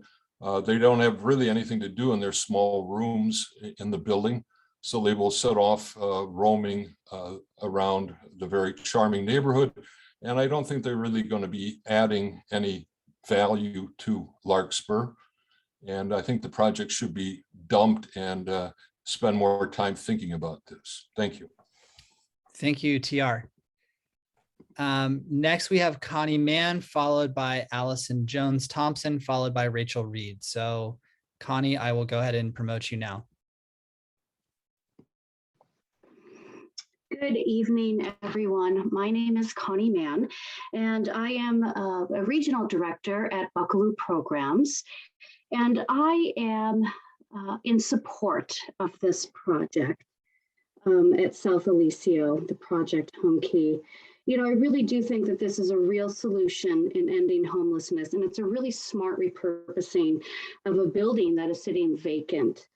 We currently at Buckaloo Programs operate a crisis residential program in the community, and we had very similar concerns that I've been hearing tonight, and I really want to share that that has never come to fruition. We have very successfully been able to implement a crisis program, and I really have all faith that this will be successful as well. So thank you very much. Thank you, Connie. Next up, we have Allison, followed by Rachel. So Allison, I'm promoting you now. Great. Thank you very much. Can you hear me, Andrew? Yes, perfectly. Thank you very much. And thank you for this great opportunity to really learn about the, as well as my mother, who is an elderly person, live in the unit directly aside the park that would be across from this complex. We are in support of this conceptually. We are in favor of this type of program. We are, however, concerned about the logistics in really providing the practical needs for 50 additional people, if it's up to 50, coming into this community. I use that park 4 or 5 times a day. We all walk around here. I'm concerned about safety. I do have concerns about what people will be doing. Will there be increases or problems with any drug issues? These are just general concerns living here in the community right next door. So thank you for addressing them. Thank you, Allison. And sorry if you heard anything. I accidentally clicked the record button, but the session is still recording. So I apologize for any interruption there. No worries. Thank you. Yeah, thank you. Next, we have Rachel Reed, followed by Janet Mickelson. So Rachel, promoting you now. Great, thank you. My name is Rachel Reed. I'm a resident of Larkspur, representing myself, my husband, and 3 young children. I want to voice my full support for this project. My community, Marin, and the state at large are in dire need of affordable housing.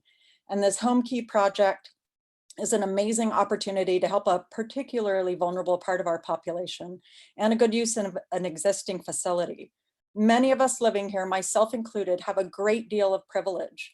For those opposing the project, this should be a time of self-reflection. Let's choose kindness and compassion. Let's choose actions that support and promote equity and humanity. Discrimination and unsubstantiated fear-mongering have no place in our community. Let's be better and let's do better. I want to thank the team for hosting tonight's meeting and for all the effort being put into moving this project forward. Thank you. Thank you, Rachel. Next up, we have Janet. And then Janet will be followed by, it looks like Jane Wilson, and then Marta and Liesel. So Janet, I'm promoting you now. Hi, we've lived on the block for 45 years, my family and myself. And I find it kind of interesting that tonight's meeting is flooded with groups that have vested interests, the societies, the churches, and this type of work that were recruited to flood the meeting tonight with support. I'm very concerned about the park, drug paraphernalia. You have never mentioned security. Will there be a security guard on the premises to ensure the safety of the community? What about the sex offenders? The sex offenders you're mentioning will not be life registered. Once a sex offender, I would say the high percentage is always a sex offender. What about the data and values? We were poo-pooed by another person saying, oh, it's not going to affect your values. How do we know? Do we have data on this information? Are the patients forced to take their medication, to stay under behavioral control? And one other thing, the women that used to live on this property that were rehabbed are no longer there because the project did not work. They were causing a lot of issues. The mayor, in one of the comments, mentioned that it was such a successful program. Well, according to Janet, the people that live on the I appreciate the comment. It's gone a little bit over. I think we hear your comment for that last part. Hey, Appreciate that. Okay, thank you. Okay, thank you so much. Next up, we have Jane, followed by Marta, and then Liesel. So Jane, I'm promoting you now. Can you hear me? Yes, I can hear you. My husband and I generally support this project as a welcome thing to the community. And we're also concerned about some of the logistical issues that other people have mentioned. One of my concerns is what facilities in each unit? Are there full kitchens in each unit, or will people be looking for food out on the street? Or, because it's true, this neighborhood is not really set up for with restaurants and an easy place for people to find food. And so I'd like to know more about that kind of thing. Thank you, Jane. Appreciate the questions. Next, we have Marta, and followed by Liesel, and then Bob Pendoli. So Marta, you should be allowed to speak now. Hi, thank you. Yeah, this is Marta Villela. I'm with church, the San Rafael Catholic Church, and also member of Marine Organizing Committee. I am in support of the project Home Key site at the 1251 South Eliseo.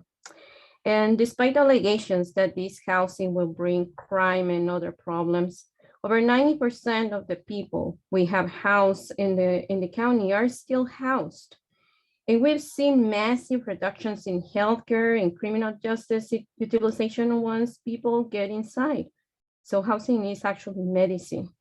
I hope that this project will move forward so we can help other eliminate a little bit of the homelessness in our county so they can be housed.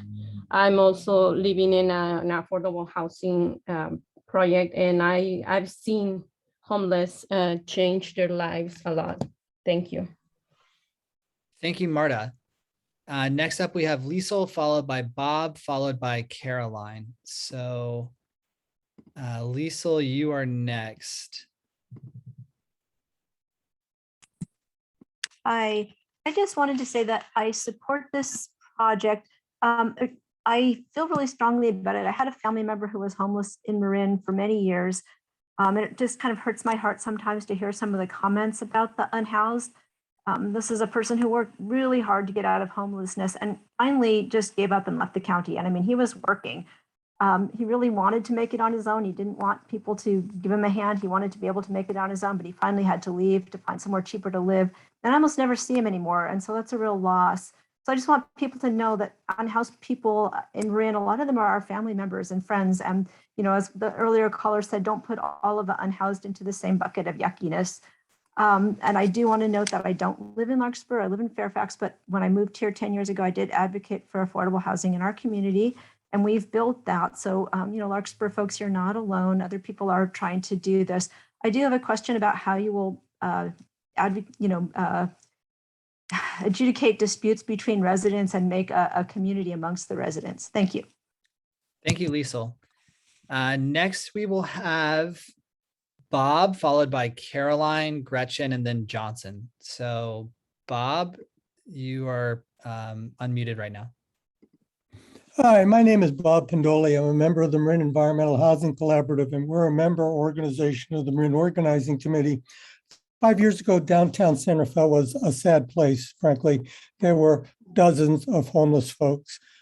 These guys were really desperate. Many things were tried to help, but nothing seemed to work. But then Housing First kicked in. And over the course of just a couple of years, you could see rapid improvement. Today, things are much better.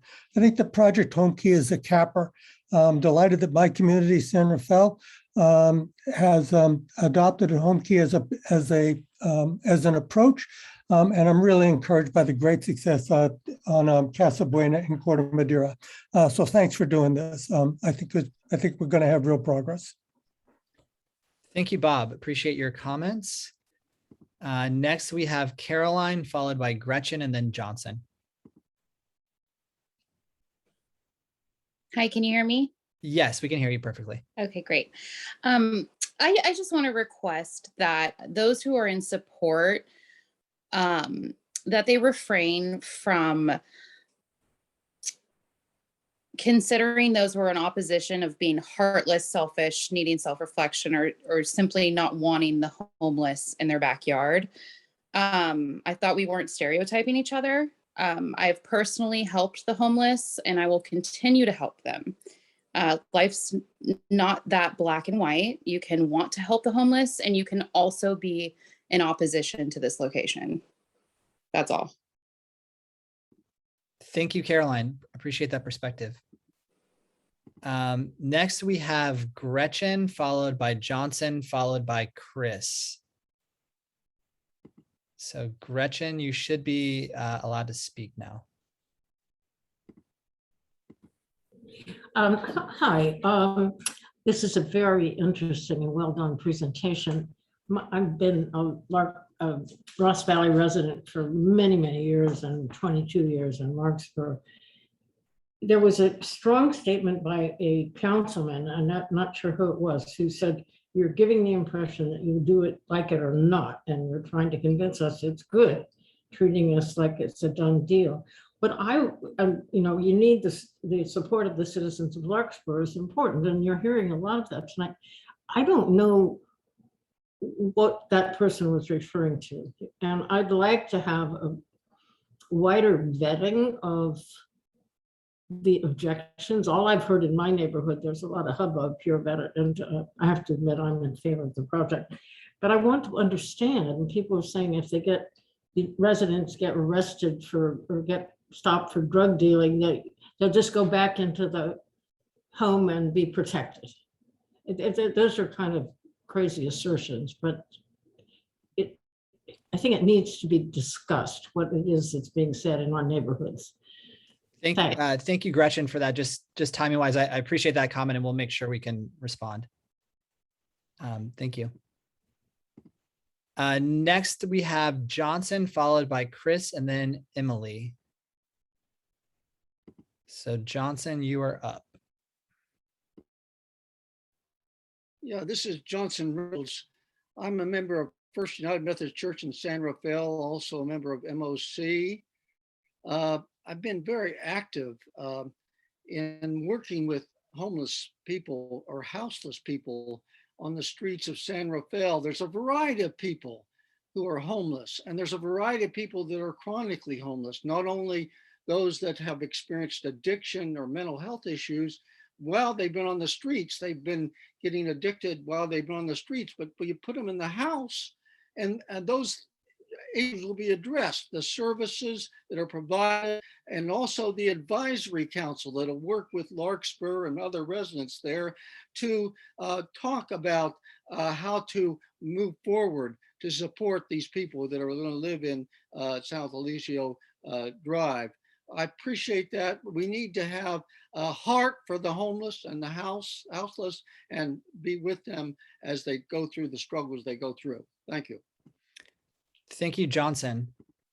And just briefly, quick time check. So I see, I think 11 people that have not spoken yet. So we are getting close to our goal of 750, but I think it's important that everyone that's raised their hand has a chance to speak. So this final group of 11, I will make sure all of you have an opportunity to share. I think it's actually maybe 10.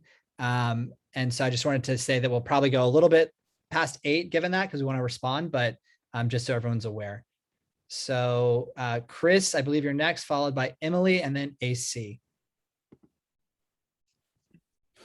Hello, my name is Chris Kuhn. I've worked in the Marin community for over 20 years, serving individuals who struggle with mental health, substance use, and the challenges of being unhoused.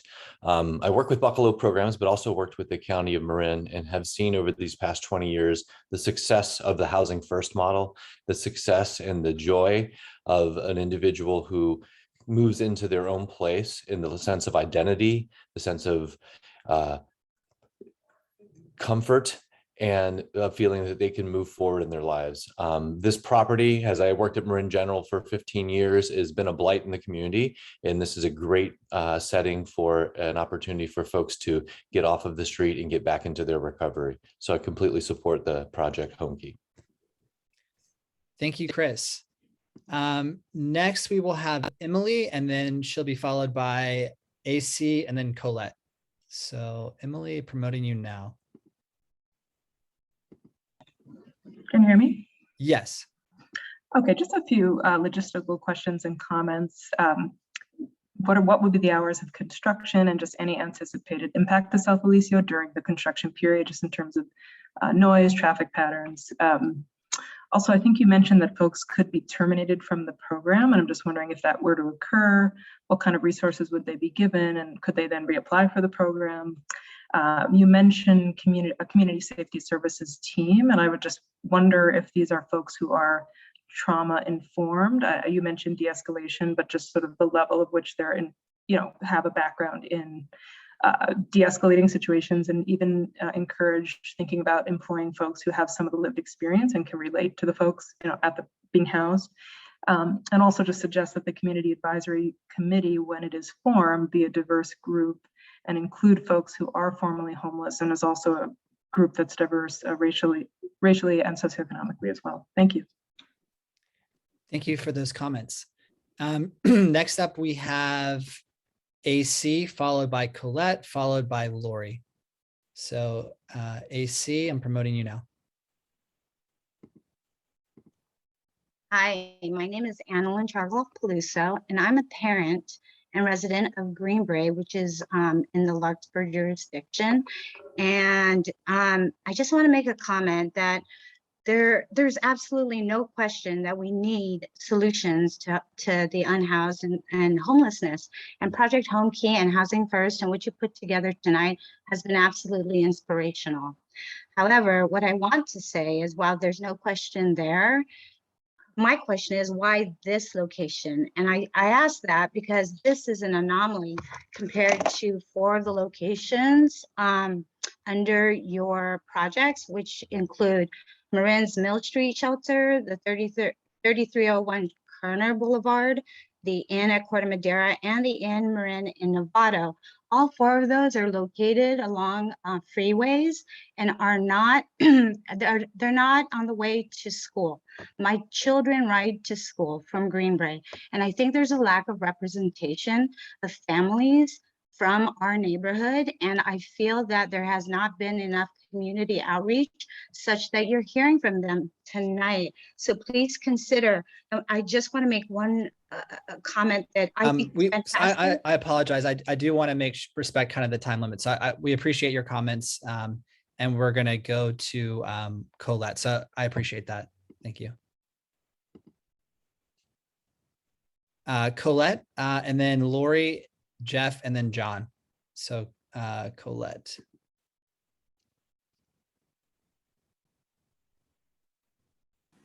Hi, can you hear me?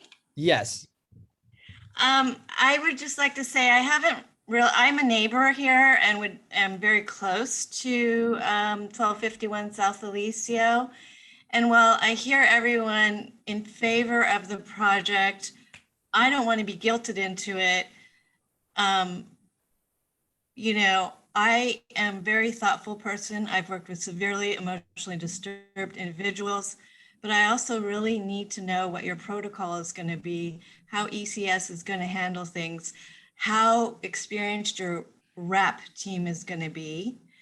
And I haven't heard anything from the police department on how you're collaborating with them or how you're going to keep the creek as a bird sanctuary. So I really like to hear more about the practical logistics of how you will keep our neighborhood safe and functioning. Great. Thank you so much, Colette, for that. Next, we'll go with Lori, followed by Jeff and John. So Lori, promoting you now.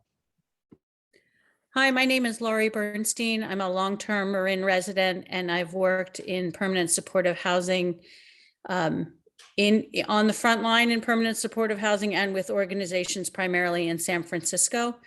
And I just wanted to point out that permanent supportive housing and the Housing First model is not really an experiment. It's been used for many, many years. There's lots of documented evidence to show that it is actually quite effective, and it is actually not only more effective, but it's actually a safer solution than having people out on the streets.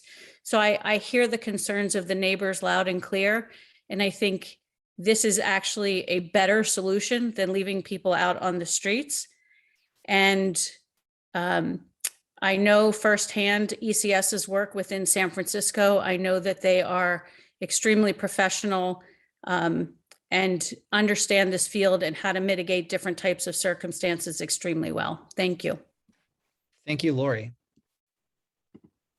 Next up, we have Jeff, followed by John. And I'm going to actually just read the final list because we did have 1 or 2 extra hands go up. So I want to make sure I name all the final speakers. So we're going to do Jeff, John, Marguerite, Sean. We have an email address ending in sfsu.edu, Greg, and then Joey. So that'll be our final group of 7 speakers. So Jeff, I'm promoting you right now. Can you hear me? Yes, we can hear you. Okay, so Scott Crandall's comments were spot on. I'd like to be really clear. I think that everyone is against homelessness. You guys have been very evasive throughout this process. I'm your next door neighbor. We've never had anyone reach out to us to contact us regarding this project. And my question is this, or my comment, this property was sold 8 years ago for $5 million. There's been no upkeep to it in those past years. And now they're selling it for $12 million, okay? You can all agree it's dilapidated. It's turned into nothing. How is that financially responsible for you guys to spend $12 million on this property? It's nonsense. You need to speak with the community. Like I said, Scott Crandall was right. This is getting shoved down our throat. Thank you, Jeff. Next, we have John, followed by Marguerite, followed by Sean. So John, I'm promoting you now.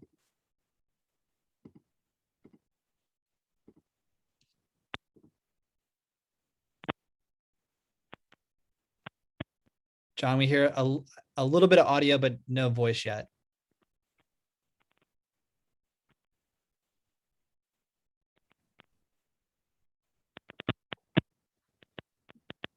Still no voice yet. So John, I'm going to go ahead and disable you, and then we will circle back to you. So maybe try a different audio source.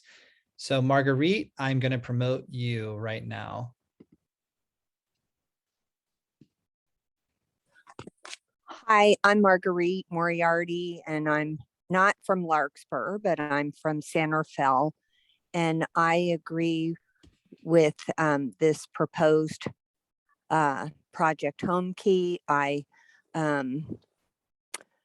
sentiments are fully in line with Rachel, who spoke from Larkspur and said that she and her husband and 3 children also concur with the project. I think we have an opportunity here to show compassion and some justice for these people that need housing, deserve housing, and aren't, like Rachel said, they don't share the privilege that a lot of us people in Marin have. So I fully support this, and all the work. Thank you so much, Marguerite. I apologize. Just I know we're getting close to 8. So okay. Thank you for sharing. Yes, appreciate that. Let's go with Sean, and then we'll try John again. So Sean, I'm promoting you now. Yeah, I think this is a good site. I think it's maybe better than good if you look at the available inventory of buildings that work with Project Home Key.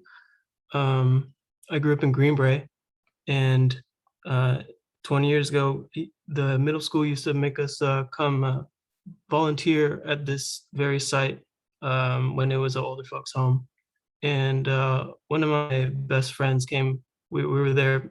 Well, that guy is sleeping, along the marsh now, and it would be beautiful if someone like that could get in a spot like this.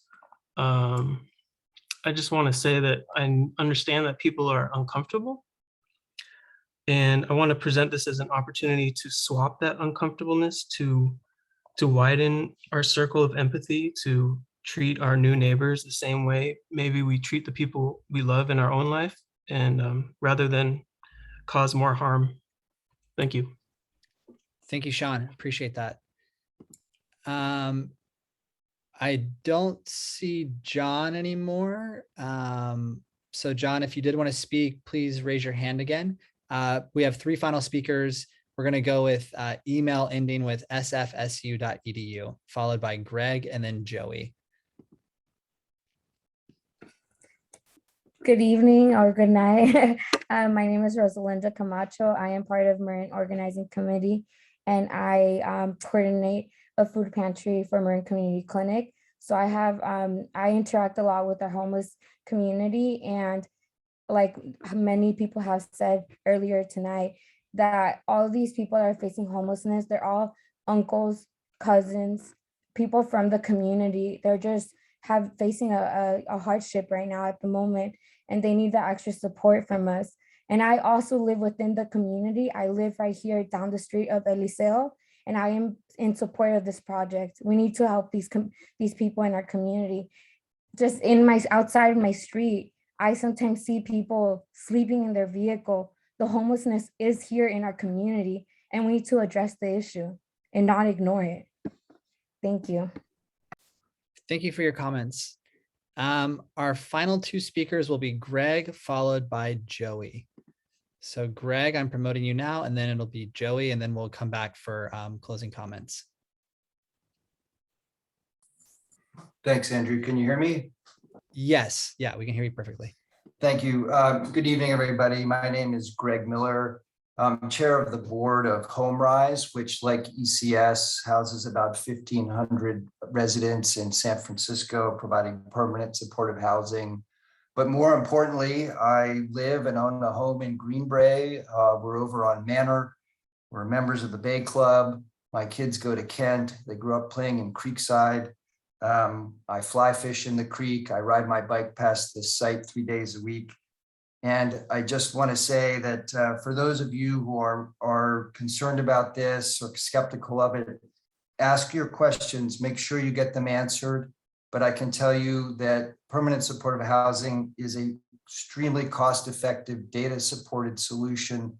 And in the long term, it is much more economical to house these folks, get them back functioning, and let them lead productive lives than just letting them rot on the street. Thank you very much. Thank you, Greg. And last but not least, we have Joey. So Joey, you will be our final speaker, and then we'll return to the full group. So Joey, you are, okay, here we go. Hey, hello everyone, I'm Joey. I'm a Green Bay resident. I fully support giving an open hand to the homeless population. However, I think in this case, with this particular project, speaking to my neighbors in the area, there's a lot of resentment as to what it's going to turn their neighborhood into. And I believe that the homeless population, where mental health issues are prevalent, they need emotional support. And if there's so much resentment from the entire neighborhood, that would not be good for their well-being. It could be a recipe for disaster. It could cause issues for the vulnerable and elderly patients that are walking around the neighborhood for appointments. And it's just not a good situation. It can't turn out good in any way. Joey, thanks so much for your perspective and your words. So that was our last speaker. I believe everyone that wanted to speak had a chance to speak once. So I am going to ask that we stop sharing the timer and come back to the full panel, and we will do final remarks. So I will turn it over to my colleagues to see how we want to do this. Thanks, Andrew. I think a good number of the questions are best answered by our development sponsor, ECS. So I'd ask Beth and Kevin to go first, and then I think Ashley can answer some of the other questions. And then we'll go to Supervisor Rice for closing comments. Yes, well, thank you, Ken. I'll jump in, Kevin, first. And just say from the start, I just want to say to everyone that I just really have a deep amount of gratitude and appreciation for everyone's honest and forthright dialogue, and want to be able to continue the conversation each and every day as we are developing this program and bringing folks into their homes. You know, we are here to listen and find common ground, and committed to that. And I can say that from ECS as the leader of the organization and for the board of ECS as well. To go through some of the questions that I was able to track, and I will do my very best. Ken and team, please jump in if I miss something. One of the questions that came early on was, how are we addressing issues of aging adults and homelessness?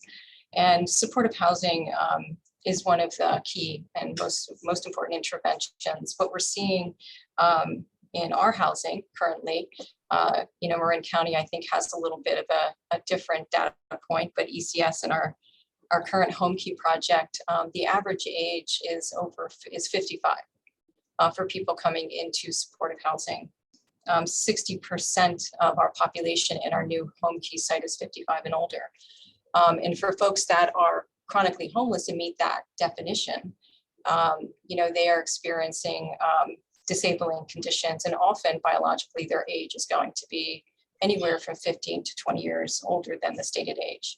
And so supportive housing with comprehensive services, particularly at ECS, it's something that we've been extremely committed to, not just in how we design properties and buildings for folks that are aging, which looks like more roll-in showers.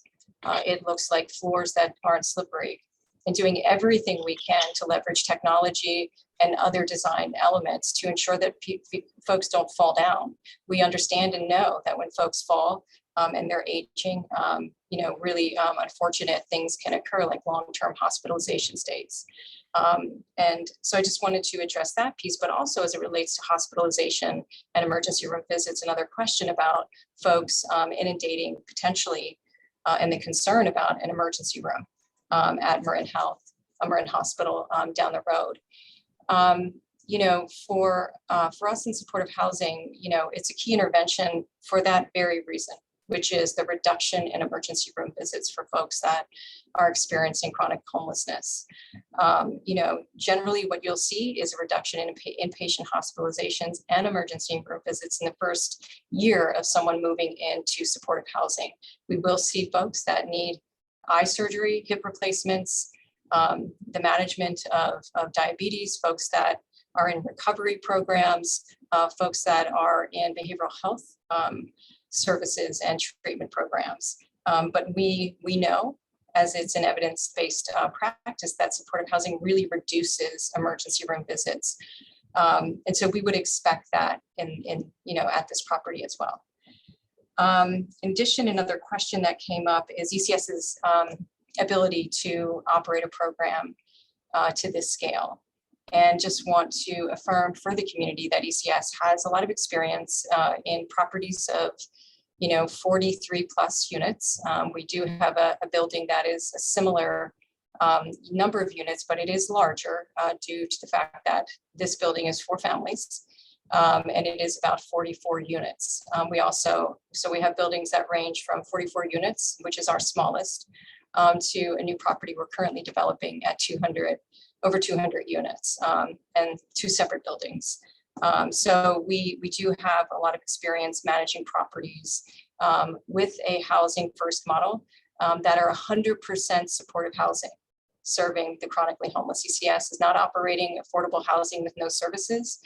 All of our properties have comprehensive service teams on site. To the question about behavioral health and meeting the needs of the population who are experiencing behavioral health issues, we do provide licensed clinicians on site and work very, very closely with providers. And our goal is to work with the Ritter Center, Marin Community Clinic, to be able to bring those additional services and specialty health services to the population by engaging in relationships in coordination with the local nonprofit providers nearby, which is an exciting aspect of this particular property.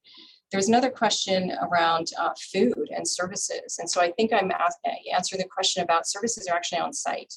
right? And those services on site range from, providing folks with co-locating, physical health services such as nurses and doctors. We really try and work to bring those folks inside and have opportunities anywhere from 2 days a week with a window of time that could be 4 hours, like I'm saying, partnering with Marin, Community Clinic as well as Ritter Center to co-locate services if folks are not able to, get to the hospital or to the clinic. So we really work to link folks to healthcare. And for folks who have developmental disabilities, really working on those linkages as well. We have a very robust healthy aging program at ECS. We also do workforce development and income support. So I just want to point out to the community that ECS is an organization that has a robust workforce development component. We are always looking to provide people with pathways into employment and for folks to be able to move out of supportive housing if at some point in time that they're able to do that. We believe that folks in supportive housing, and when you ask them, would you like to be employed? Many will say that they have an interest of some type of employment. And so we've done a lot of work extensively in looking at that, and we bring that into the program as well. We also very closely coordinate with property management on site around that 24/7 presence that's going to be located within the building. In addition to that, there was a question around the community services, engagement that we will have inside and outside of the property, which is really around de-escalation in a trauma-informed way. ECS provides trauma-informed services with our supportive services team, our own, but we also partner with other agencies around these community safety services who are trauma-informed. And to the question from the community around folks that might have the experience of homelessness or might be peers in some aspect, we do work with those organizations. We work closely with a variety of different providers on the community safety services who are both trauma informed, are focused on hiring folks that have lived experience and provide that peer engagement, which we would anticipate on the exterior of the building, around, up and down the block, around the park, and would be accessible to the community as well to speak to. So I just want to say about food, and not forget that ECS provides pantry services on site. So we work really hard to bring food in. Permanent supportive housing folks, some, do often like to cook their own food and have their own meals, prepared themselves. But we do a lot of work around nutrition education, because we do see folks with different health issues like diabetes and weight management, high blood pressure. And so we're really working hard to educate folks on healthy meals. And working with folks to bring food into the community that they can choose from. But no one will in the building be, food insecure. It's something that ECS as an organization has focused very specifically on. We provided over 400,000 meals during COVID in the community. So we both have a workforce development social enterprise that prepares meals for folks. And we work very closely with folks in our supportive housing program to ensure that no one is hungry, because we believe very strongly in that. Additional questions, something I may have missed? I think there's a question I think would be good for Kevin to answer about the question around the property value and how that all works with the Home Key program. So if Kevin could maybe take that one, and then we could go to Ashley. Sure. Thanks everybody for your time tonight. I really want to take time to just expressly thank people with opposing points of view. I appreciate the conversation and feel like these are neighbors and friends that we just haven't met yet. So I really appreciate this chance to meet at this point in time. The question on the value of the property, I'm not aware of the $5 million transaction. What I do know is the property was marketed at $13 million. And the current asking that we have offered is 11. So I'm not sure where the 12 might have come from, but that's my understanding of the property to date, and that it has been abandoned for 6 years. And there was an issue with the prior operation on making the project pencil long-term. So that's my understanding of the project history and its value. There were a couple other questions, Ken, if I could jump in just quickly, that I did want to answer on more of the logistics. Great question from someone around hours of construction. As someone with a young child who's lived next to this, I do understand, very sensitive to that. We would be following the Muni code, which I think in Larkspur is 50 decibels from 7 to 10 p.m. And Monday through Friday, and then Sundays Saturdays, Sundays 9 to 5. Similar decibel ratings. I think you can go 40 decibels at 10 to 7, 10 p.m. to 7 a.m. We would only be doing 8 to normal work hours, like 8 to 4 will be when our general contractor will be on site. We're not expecting weekend work as of yet, or Saturday work, but I would advise or offer that the best thing to happen as far as construction noise and mitigation is to finish the project. And remember, a lot of this work is going to be on the interior. So there's not a lot of foundational work. There's not a lot of pile driving or like very heavy concrete deliveries. This should be a fairly light touch interior, but that sort of addresses that. As far as the traffic patterns, one of the beautiful things about selecting this site is the laydown area that sits there in the parking lot. And by laydown, I mean places for construction staging, for equipment, for tools, for larger engineering equipment. So I'm not expecting a great traffic conflict with deliveries. And again, no heavy concrete pours, no heavy machineries being no heavy machinery being brought up, and so that should cover the traffic patterns issue. I think someone else asked about the creek as a bird sanctuary. Yeah, very important to us as well, and that won't be touched. There's no part of the creek that will be impacted by our construction. So I'm hoping that mostly covers those.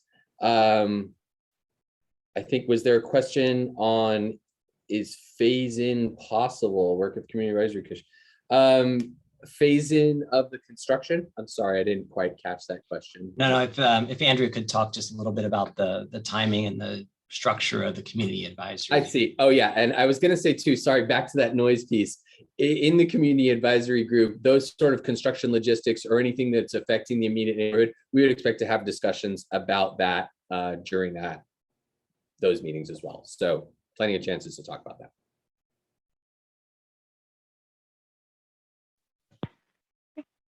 Do you want me to chime in next, and then we can go to Andrew for the community group? That'd be great. Okay, perfect. So I'll be pretty quick here. I'm just going to respond to a couple of questions. One of which is the comments and questions regarding sex offenders in the building. I want to start off by saying just quickly, I think it's really important not to conflate homelessness with criminality.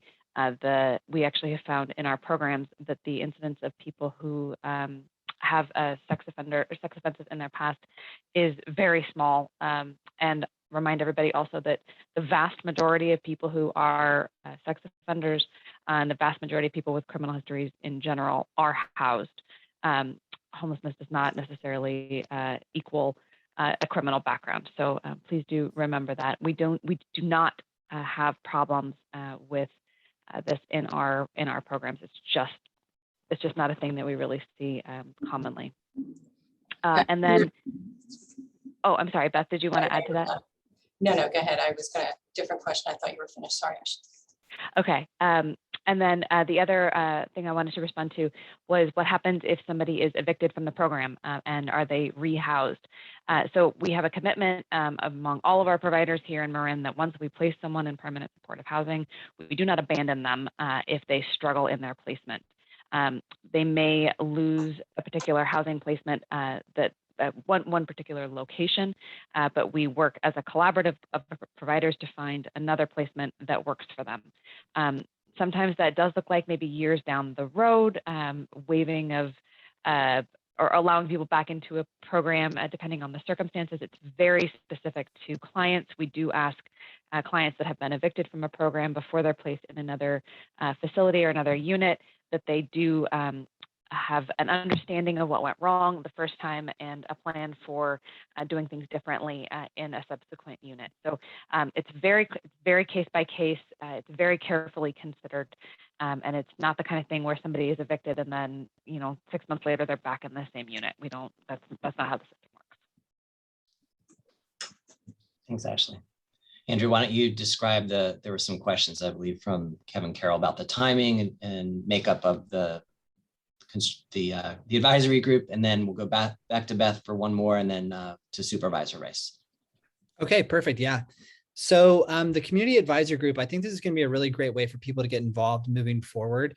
This is something that we, I guess, in a way, pioneered with the Corte Madera home key site. And I noticed on our attendee list tonight, we did have actually one of the members of that group, one of the community members join us. So I think it's gotten them really educated and involved around homelessness and housing throughout the county, which has been great. And their input's been great. So the goal of this group, I think, as Ken mentioned in the presentation, is that the application for this group is live right now. So if you've been taking all this information in, you want to stay involved, the application is available on the 1251southeliseo.com website. And that's S, not South written out. So, and we will be sending a follow-up to all the mailing list about that, but you can go on there right now and apply. Very simple application, just a little bit about you and your interest in the project. And that's going to be what the application includes. The proposed composition would be that Opening Doors, our group would be facilitating it.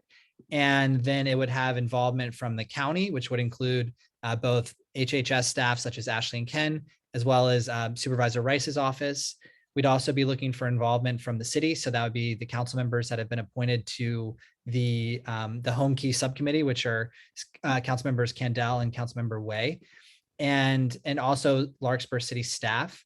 We'd of course have representation from ECS as the service provider.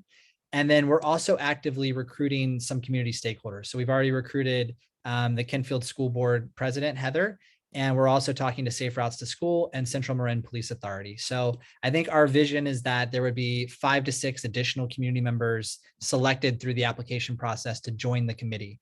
And the way that this group worked in Corte Madera and the way that we envision it working here is that, and a little bit about the timing, is that we're going to be recruiting and soliciting until I think the application closes at midnight on November 18th.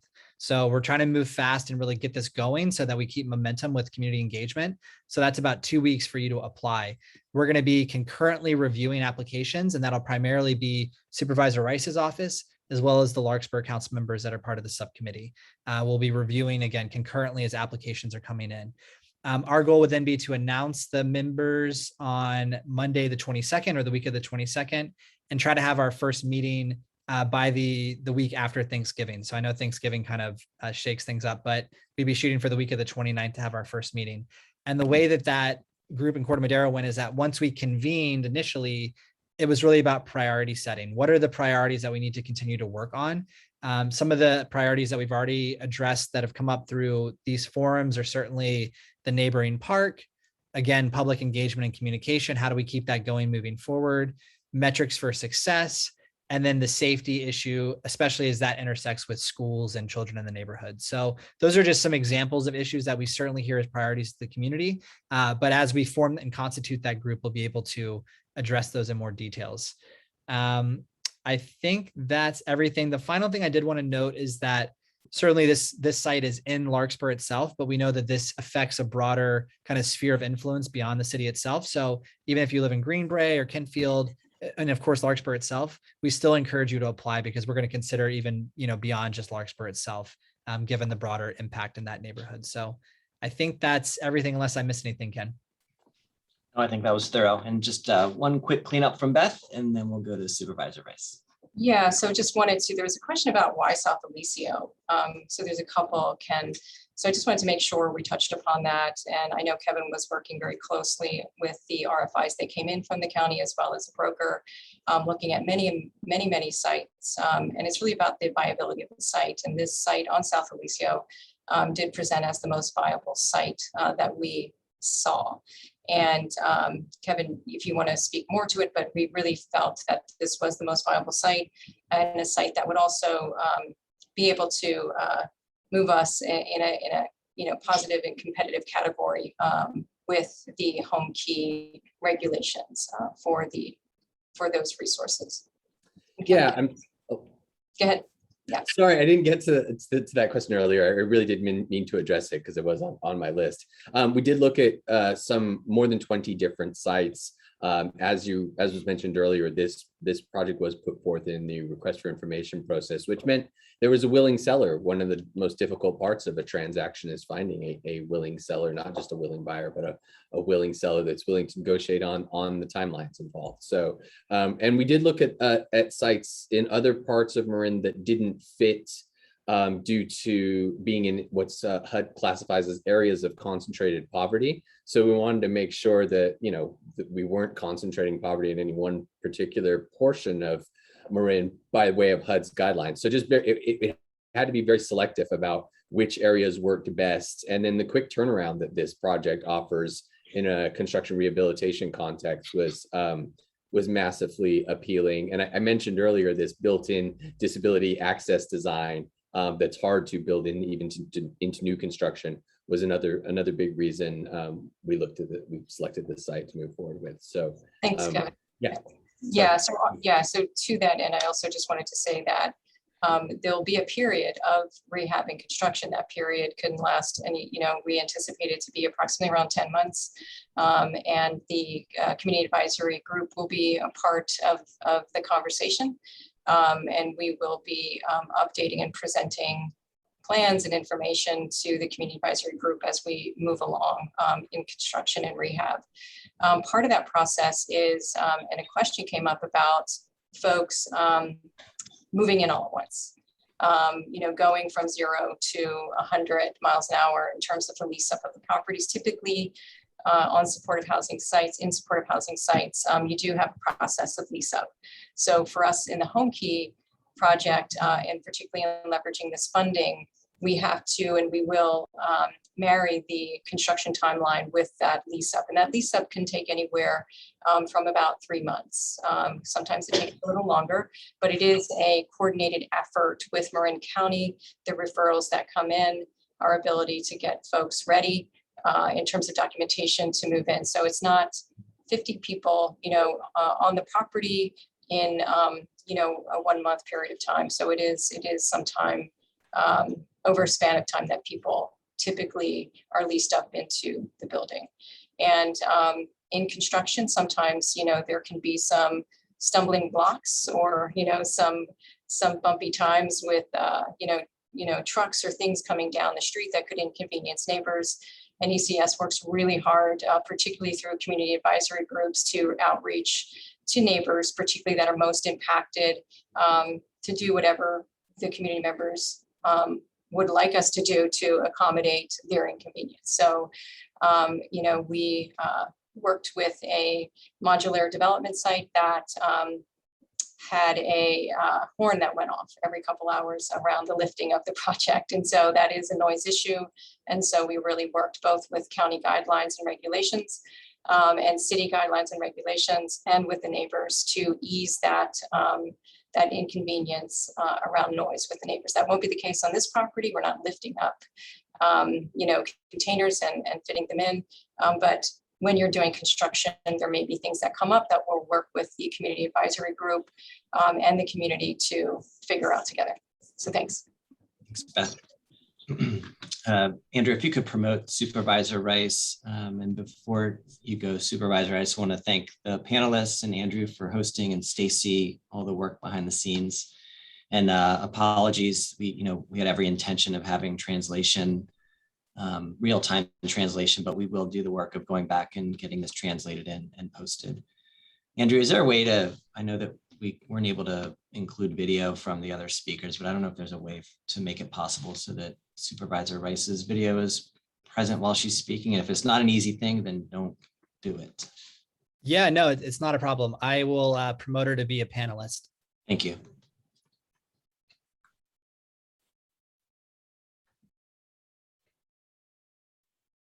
So it's perfect. Yeah, hi. Well, thanks, Ken. You didn't tell me you're going to do that, but So listen, I'm not sure how many folks are still on the call. I really want to appreciate all the neighbors, especially the neighbors and the larger community that was on the call today. I want especially the nearby neighbors to know that your concerns are being heard loud and clear, and they're understandable, especially if folks have not worked in a setting with this kind of population or in a housing project like this. I had the opportunity during COVID actually to work at the room key projects that the county had to stand up, where we basically leased up 40, 50, 60 hotel rooms in a hotel site, and then supported people and kept homeless folks for several weeks, actually several months. And so I really got a firsthand feel for the kinds of people who are out on the streets and needing the kinds of housing and support services that we're talking about with this Eliseo project. But I hear the community concerns, and that is what this community advisory committee is about. It's really about trying to address those concerns, communicate back out to the community and neighbors about what's being done with the project, both physically, how the programs will work inside, and what we can do to make sure that this project and the residents who will live here will not only feel safe in their own homes, but they'll feel safe outside in the community, and the community will also feel safe with these new neighbors. And I have full confidence that that can happen. I also, and last point on the community advisory committee, I think it's really important for, we really want neighbors, at least several nearby neighbors to be part of this committee. You don't have to be people who support this project either. It's actually important to have folks who have concerns. In fact, that's almost the most important, those are the most important people to have as part of this group. Secondly, I want to just talk again really briefly about this site. I'm not sure it really came across well enough from the comments that were made by Beth and Andrew and Ken and Kevin around how really few sites we found that were available and viable throughout the county when we started trying to identify a site for a second Project Home Key site. And this hunt for properties and willing sellers really only was over the span of several months. And the Eliseo site didn't actually emerge as really viable until late August, early September. And we announced this as soon as possible as we could, frankly, to Larkspur and to the larger community. So no one's trying to shove anything down anyone's throat, but the bottom line is we're trying to address homelessness in this county. We know housing first works. We have confidence, I have confidence that we can make this project work. We don't have many opportunities. The Eliseo site is absolutely perfect. And now it's our job and ECS's job to work with the community to make sure it is as successful as possible. And then lastly, on the selection of Episcopal Community Services, who really are going to be the holders of what happens at this project, and we're going to be holding them accountable. We want this to be successful for everyone. We chose ECS as the development partner because of their extensive experience, the numbers of projects they have done, their success with the residents over many, many years in many different environments. So I hope that tonight's presentation and the information that was given out helps some folks who were less familiar with this kind of work and this kind of housing feel like some of their concerns were potentially addressed, and maybe they have better confidence. You have better confidence in what's being proposed. And then I ask you to continue to stay engaged as we work through these final weeks, hopefully do get the grant award, and then work in the coming months to ensure we can make this a really good fit for the community. And I think that's probably too much, but again, thank you to everyone for hanging in there. And I look forward to meeting with the community advisory group and then engaging more with the community going forward. So thank you, everyone. Thank you so much, Supervisor. And don't think we can add anything on top of that that hasn't been said. Thank you for the 108 people who have hung in there. Thank you so much for sticking with us to the end, and good evening. Thank you. Thanks, everyone. Thank you, everyone. Thanks for joining.